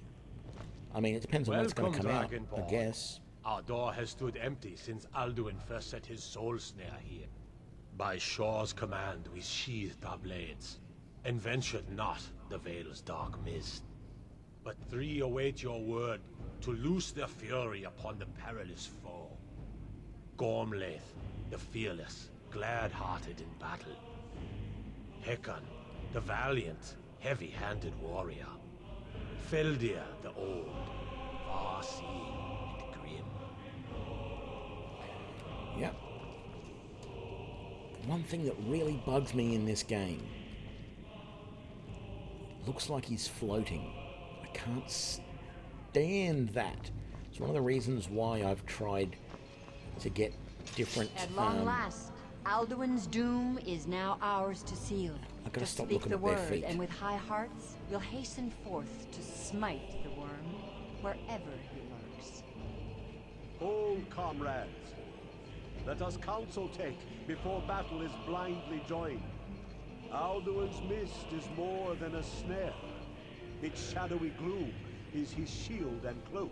But with 4 voices joined, our valor combined, we can blast the mist and bring him to battle. Feldir speaks wisdom. The World Eater, coward, fears you, Dragonborn. We must drive away his mist, shouting together, and then unsheathe our blades in desperate battle with our black-winged foe. To battle, my friends! The field! Echo with the... Right, let me switch to clear skies. clamor of war, our wills undaunted.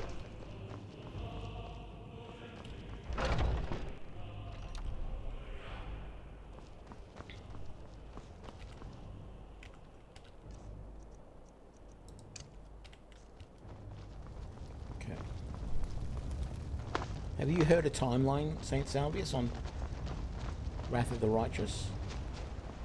I am curious.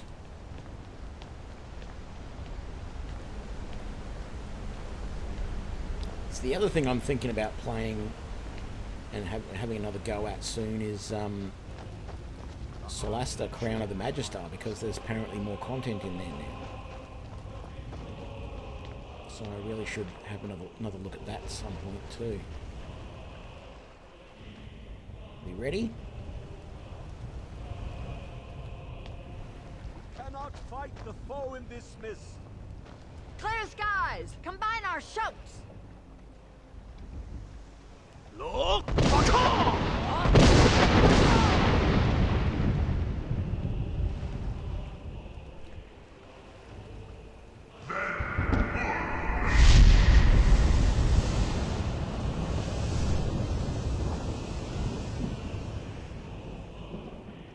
Gonna do it again? Again!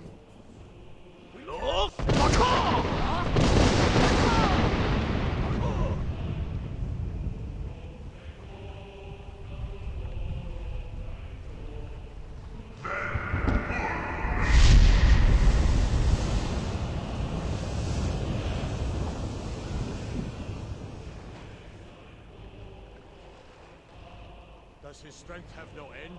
Is our struggle in vain? Stand fast! His strength is failing. Once more and his might will be broken. His power crumbles. Do not pause for breath.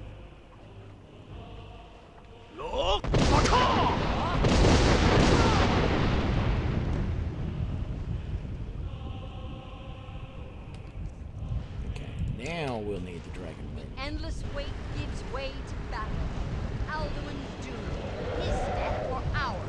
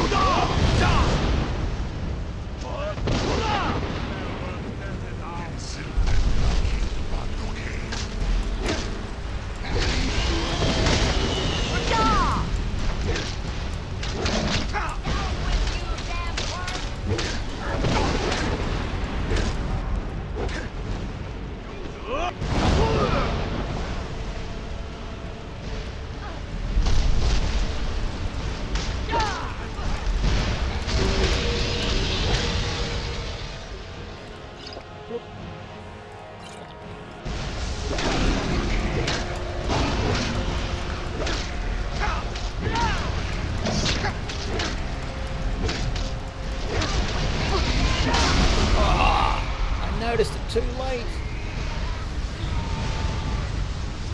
Released this summer, okay. Well, let's hope it'll be better this time. Or at least the flow of the game will be something that I enjoy a bit more.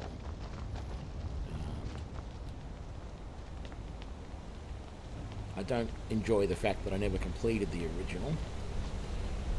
But we'll see, I guess. Maybe I'll try and force myself to play it again, so I can finish it.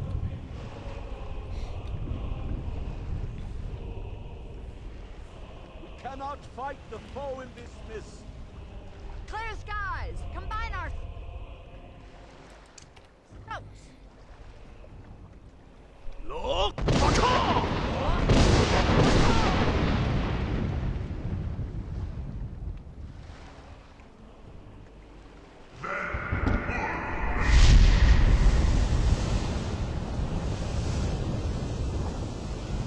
Certainly hope not.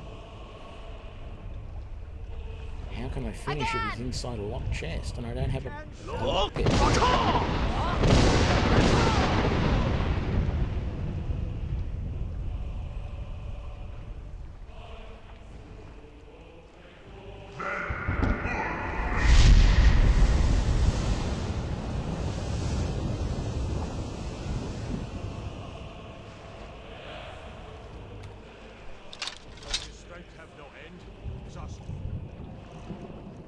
Should have grabbed that and used that before too. And there's that. Put those on in a minute. Stand fast! His strength is failing. Once more and his might will be broken. One more time, and the World Eater must face us.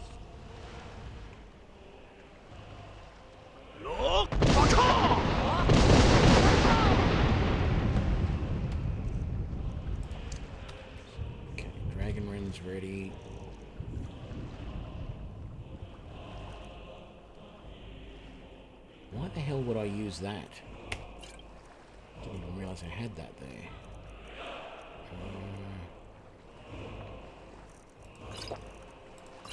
Let's see if they both work together.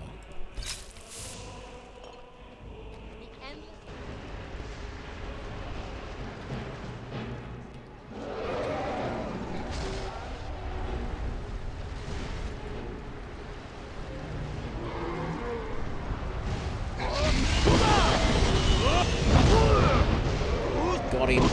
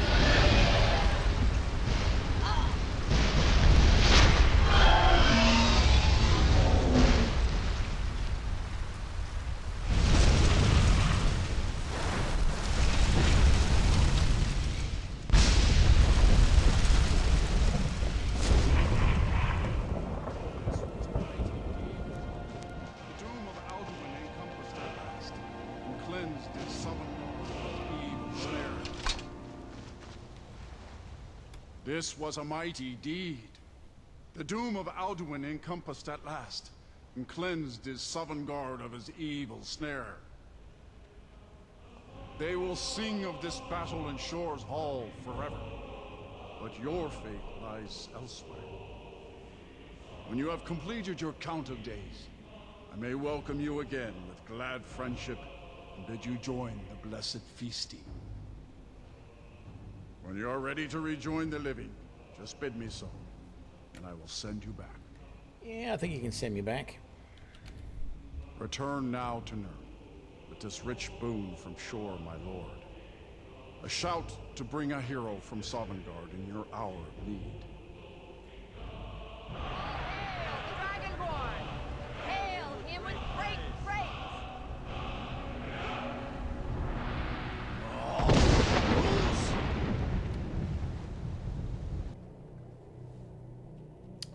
And there we go.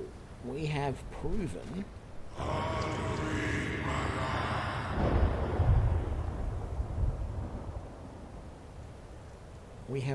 that you can.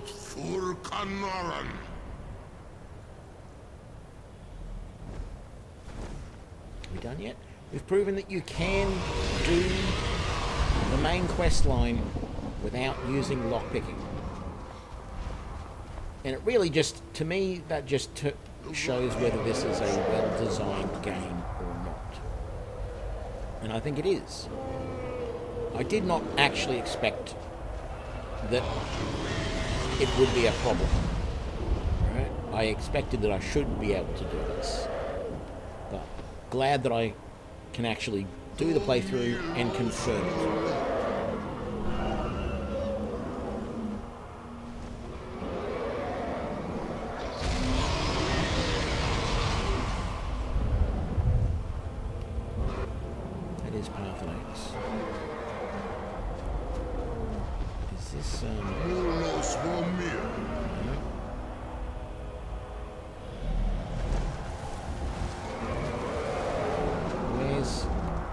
So, it is done. Alduin Dilong.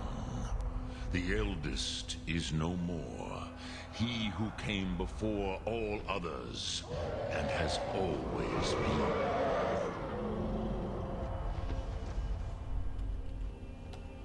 Happy? No, I am not happy. Zeh mahi lost ondul bormahu. Alduin was once the crown of our father Akatosh's creation.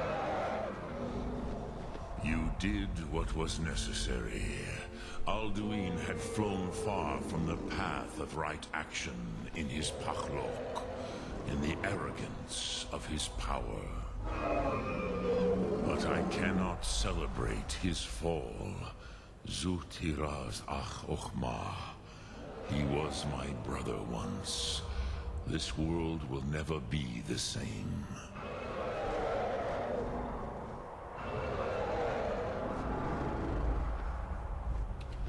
Indeed, you saw more clearly than I. Certainly more clearly than Alduin. Roch Funta Korav. Perhaps now you have some insight into the forces that shape the Benesitid, the currents of time. Perhaps you begin to see the world as a Dova. But I forget myself. Crosis, solos midfadon. Melancholy is an easy trap for a Dova to fall into.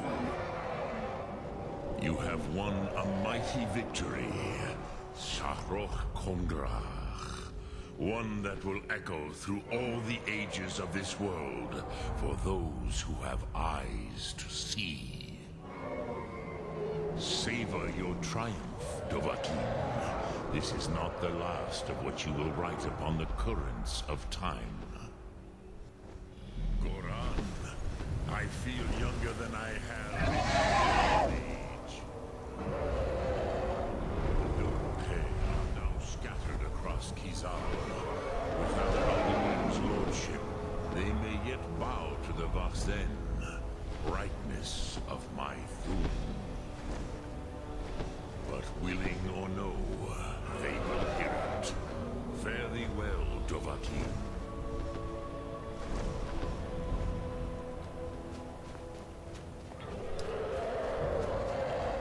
Right. So yes, we have proven that you do not need to use lockpicking at all in the main questline, which is good. Makes sense. You shouldn't have to.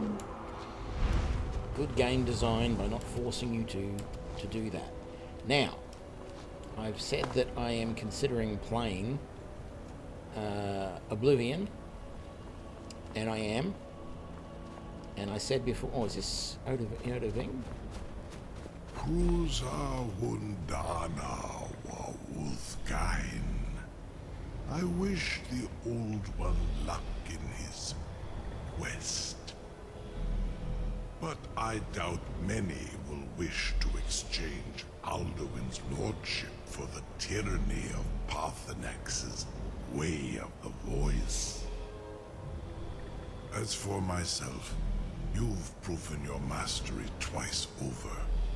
Thuri Dovahkiin, I gladly acknowledge the power of your Thum. Zu Odaving, call me when you have need, and I will come if I can. Okay, so I can still use that dragon shout. And I have another one. Where was it?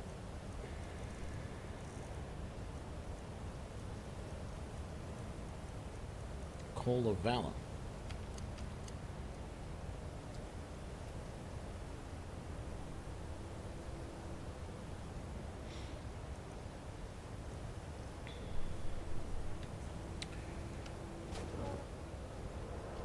Right, as I was saying, Oblivion. I am very much considering playing through Oblivion. There are just two things that I don't like about Oblivion, and one is trivial. I mentioned it before. The archery mechanic in the game is a bit weird. It just looks stupid the way the bow is tilted the wrong way as you're drawing it back and everything. So I think I want to try and see if I can find a mod that fixes that. The other thing that I feel needs changing is I hate the lockpicking mechanic.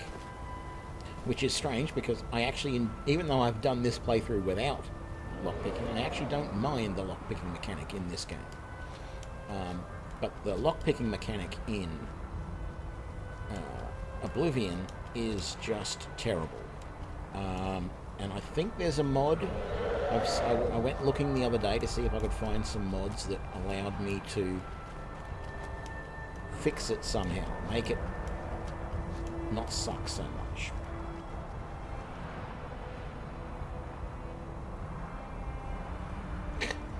Play the game via a mirror and the bow will work. Yeah, sort of. Not quite, but yeah, sort of.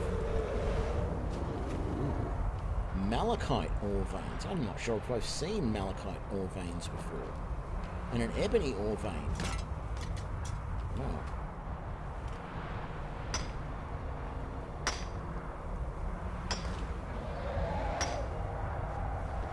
I'm not sure I've noticed the level up mechanic in Oblivion. I've only really gotten out of the dungeon at the start twice. So I haven't played it very much at all. And really not sure what character I would want to play. I've said I still want to do this. I still want to play this as an archer and actually complete the main quest line as an archer as well. But then I also want to do Dragonborn DLC, which I haven't done yet. I want to do the Civil War quest lines, which I haven't really done yet. Or at the very minimum, I want to do the Nord side of the Civil War quest line. I'm just not sure what characters I want to do that as, because I could just go on and do some of that right now, but I sort of, even though I don't think there's any requirement to have done this before, you know, have to have done. Okay, it doesn't feel like there's any requirement that you have to do things in any order at all. So it feels to me like I should always leave this, even though, I've just gotten some abilities which I cannot get any other way, and it would be good to use them. It sort of feels like this should be the end of the story, having completed this. That's what I always feel about this. This should be the end. So, yeah.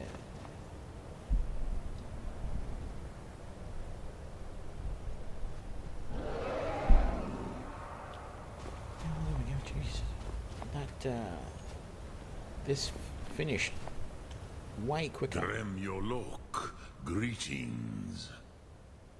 Okay. The blades say you deserve to die. The blades are wise not to trust me. Onikan Niov. I would not trust another Dova. Dov Walan Farel. We were made to dominate. The will to power is in our blood. You feel it in yourself, do you not? I can be trusted. I know this, but they do not. Onikan Niov Dova. It is always wise to mistrust a Dova. I have overcome my nature only through meditation and long study of the way of the voice. No day goes by where I am not tempted to return to my inborn nature. Zimgrifhorut se Sulyech. What is better, to be born good or to overcome your evil nature through great effort? Sum Ark Mora.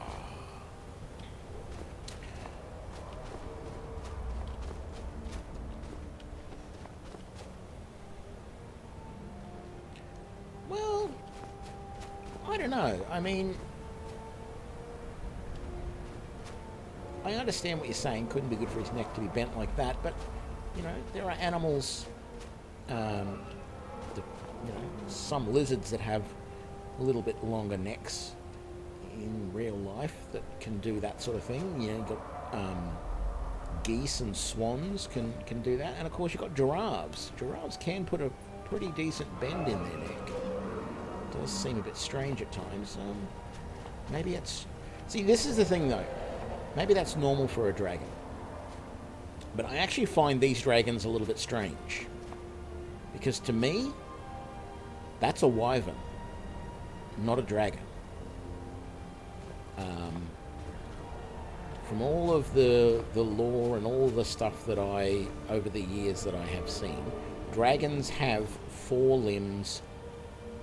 So, back legs, front legs, and wings. They're hexapodal, is I think the thing. So, whereas a wyvern has just 2 legs and a pair of wings.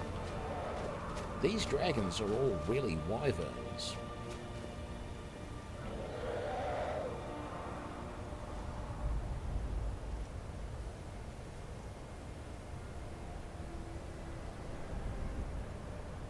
And all the dragons in here are like that in this game. All the dragons are only 4 limbs, not 6. But, you know, I guess on the world of Nirn,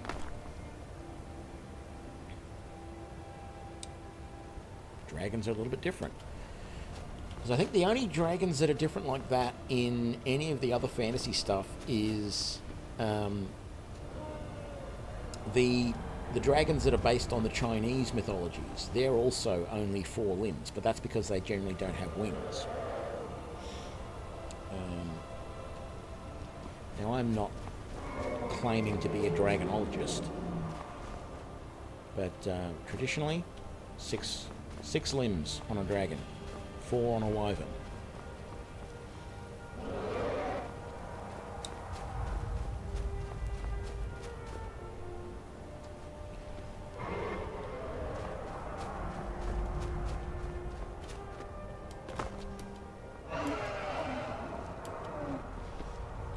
So yeah, I'm not sure what to do now.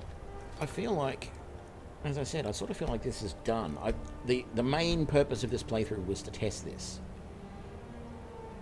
I don't know. I've never seen Game of Thrones, so I can't tell you whether Game of Thrones dragons are hexapodal or quadrupeds or hexapeds. I don't know.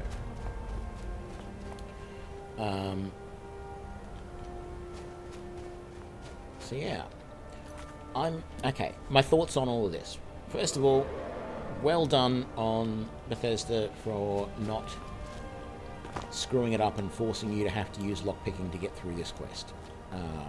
That's great. 2, I'm feeling like melee in this game I can handle. And magic in this game I can handle. And while I like the ranged combat in this game,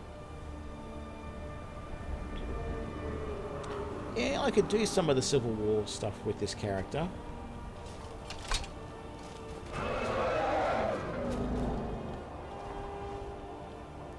I'm just trying to decide whether to continue with this character and do some other stuff. Actually, if I wanted to continue with this character, the first thing I would do is do the companion quest line, so that I can get Wuthrad, because the axe Wuthrad looks a lot more like the axe that this character Druss should be using. It's a proper... It looks a lot like the depictions of Snagger, which was Druss's axe. So if I was going to continue this character on, I would definitely, I think, do the companion quest line, get Wuthrad, and use it. And then from there, yeah, I would consider doing other things. But I don't know if I want to do that, or if I want to play around more with an archer. Or if I want to go and give Oblivion a playthrough. I think, as I said though, I really want to get Oblivion sorted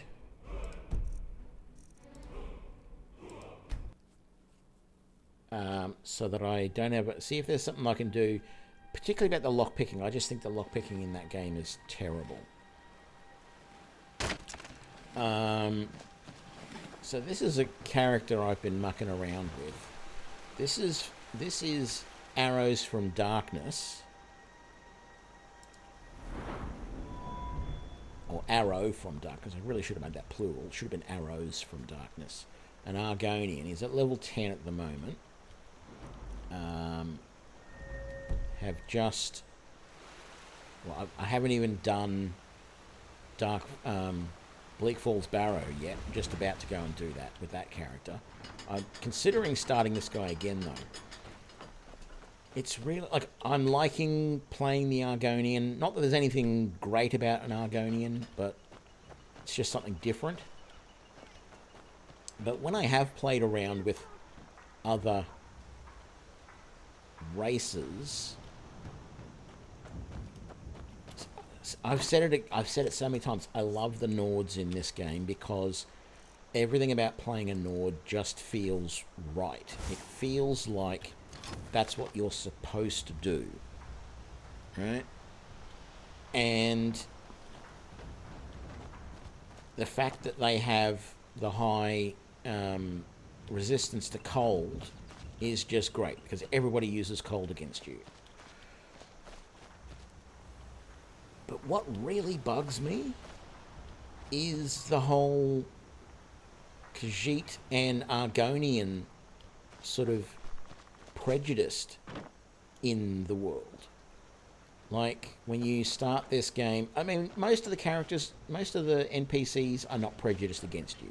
No one treats me any different in general because I'm an Argonian or if I pick a Khajiit. They don't... No, you know, I don't get spat on as I walk down the street or anything silly like that. You know, that's not a problem. But the fact of the matter is that if you go into a city, you are generally the only Khajiit or Argonian in that city. There are very few exceptions to that. I think there is one Argonian in the Companions. There are no Khajiits that I recall. And in fact, there are no Khajiits in any of the major cities because they're not allowed in, except for you. And that just seems wrong. And then there's also... maybe I should see if there's a mod that fixes that. That's what I should do. And then there's also, with the Argonians, like I am right now, you're considered a bit of a subclass there as well, subclass of citizen, because you're just assumed to be one of the dock workers from, is it Winterhold, or is it, you know, whatever it is. You know, there's a couple of cities, I think it is, where, actually even Solitude. So most of the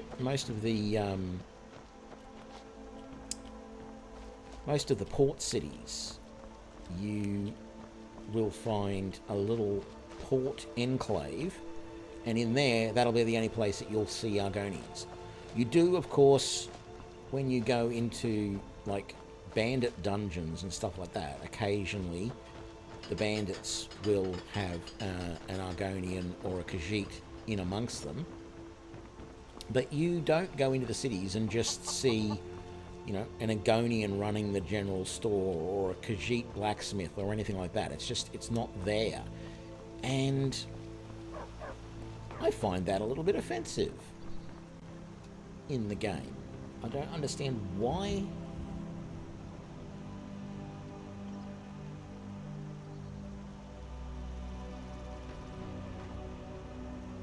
Yeah, like... Part of the thing is that, and they don't really tell you that. You know, when you do actually choose a race, they don't warn you that, oh, by the way, as a Khajiit or as an Argonian, you are going to be a second-class citizen. You know, there is no warning of that. And you're not, as I said, you're not really treated like that. But the fact that you don't see any other Khajiit or Argonians just generally walking around in towns, except in, you know, no Khajiit at all. They're always outside in their little caravans. And it's not really even explained to you, I don't think, unless maybe if you talk to some of the Khajiit caravans, and if you talk to some of the Argonian dock workers, you'll find out about that. But yeah, it feels really weird that you are treated a little bit second class in this game. Oh, here he comes. Oh god, they're lining up to get to me. I've been looking for you. Got something I'm supposed to deliver. Your hands only. Let's see here. Ah, a letter from the Jarl. Moving up in the world, eh? Looks like that's it. Got to go. You there. The Dawn Guard is looking for anyone willing to fight against the growing vampire menace. What do you say? Okay, that didn't even... Yeah? You change your mind? The Dawn Guard could use somebody like you. We're vampire hunters. No. We search out and destroy those ones. We find them. You're not going to be able to leave. This is an island. Unless you're going to swim. I'm going to see if he's going to swim. No. Oh, no, you're taking a seat on the stump. I wish I could sit on this stump. I'm not allowed to. Why can't I sit on the stumps? Like, I don't want to sit right there because it's covered in ants, but it's not even because I'm an Argonian.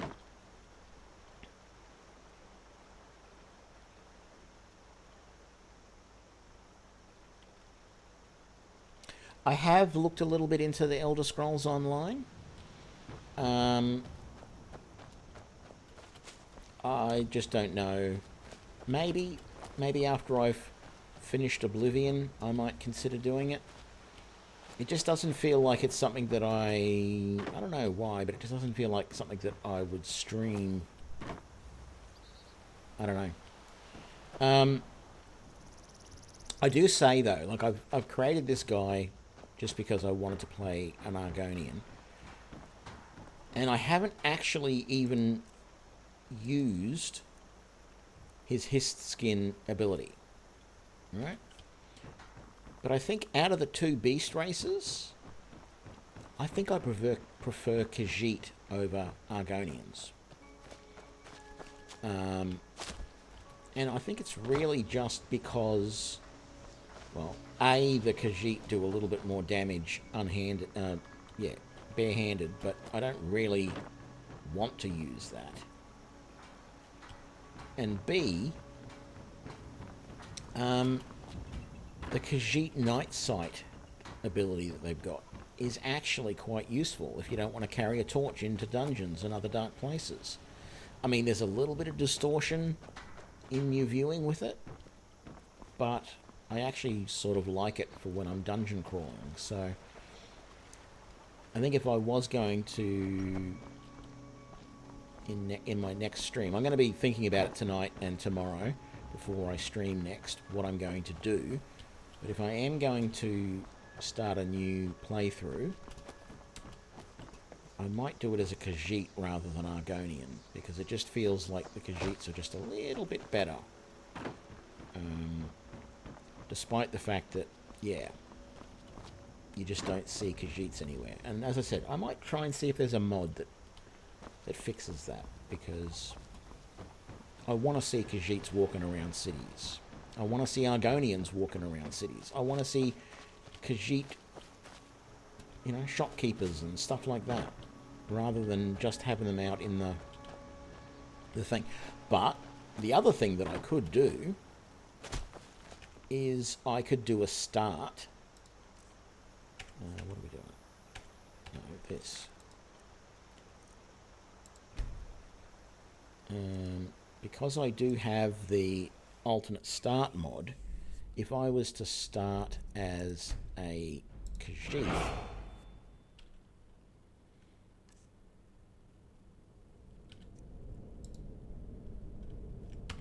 so let's just,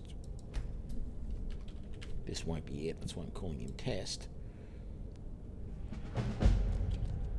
Approach, my child, and choose where your new life shall begin. Approach, my child, and choose where your new life shall begin. So I have played around with this Khajiit caravan start, and it is actually, I mean, it's not that interesting. Walk always on warm sands.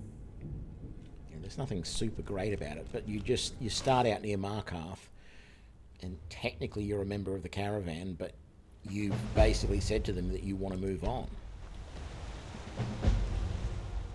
So I start with a hunting bow and some leather armor and a ring of stamina.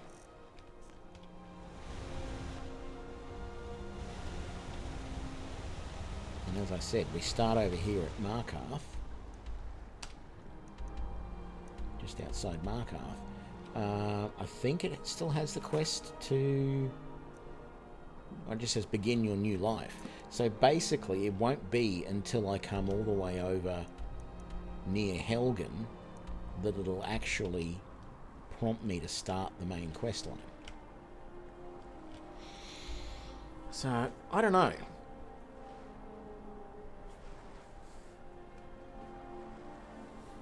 I don't know what to do.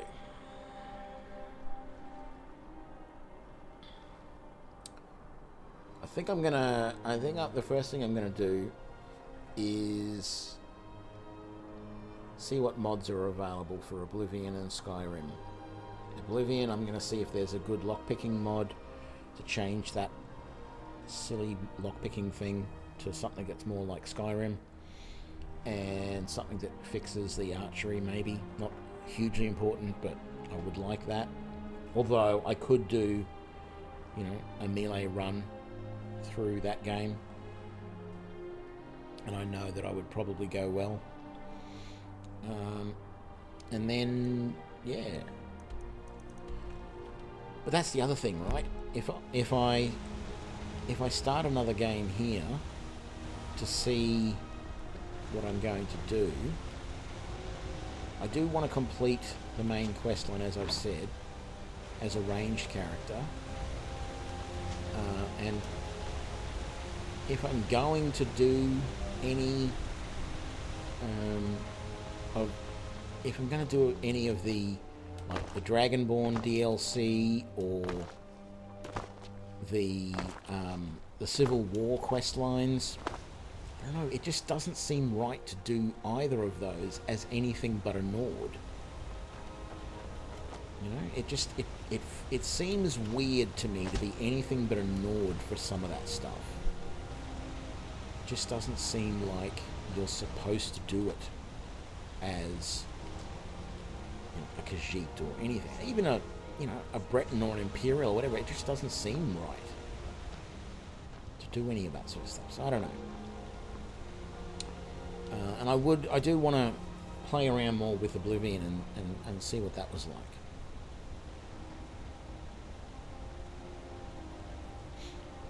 Yeah, and when you talk to these guys, they do...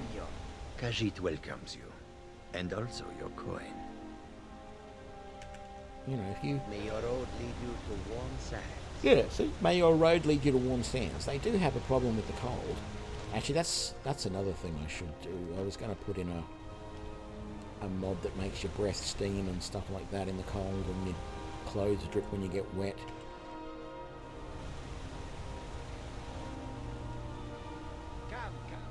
I thought there were more Khajiit in this caravan. Where have they gone? Have they gone a little bit closer to... Normally there's like 4 of them. Or, no, 3 plus you.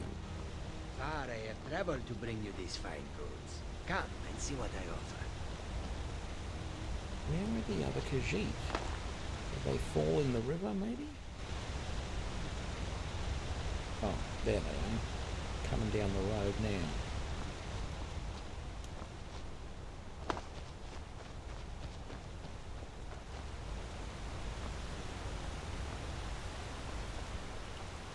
Yes. There is much beauty in this place. It is a strange sight. The white flakes that sometimes fall from the sky.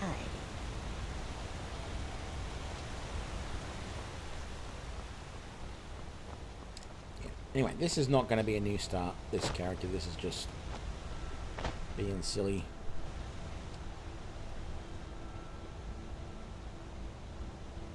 Your farm? Do you have a farm here? Are you somehow making claim to this farm up here?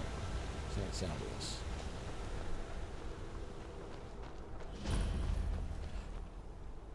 Okay, Salvius Farm. Very good. I'd forgotten that.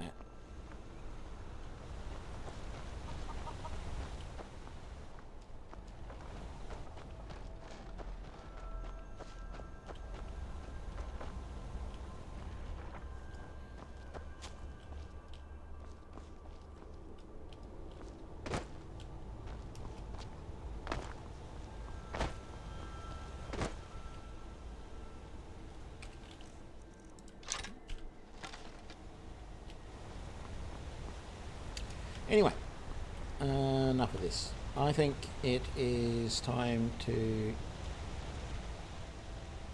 end this now that we completed our main mission for this, which was determining whether you can complete the main quest line without using lockpicking.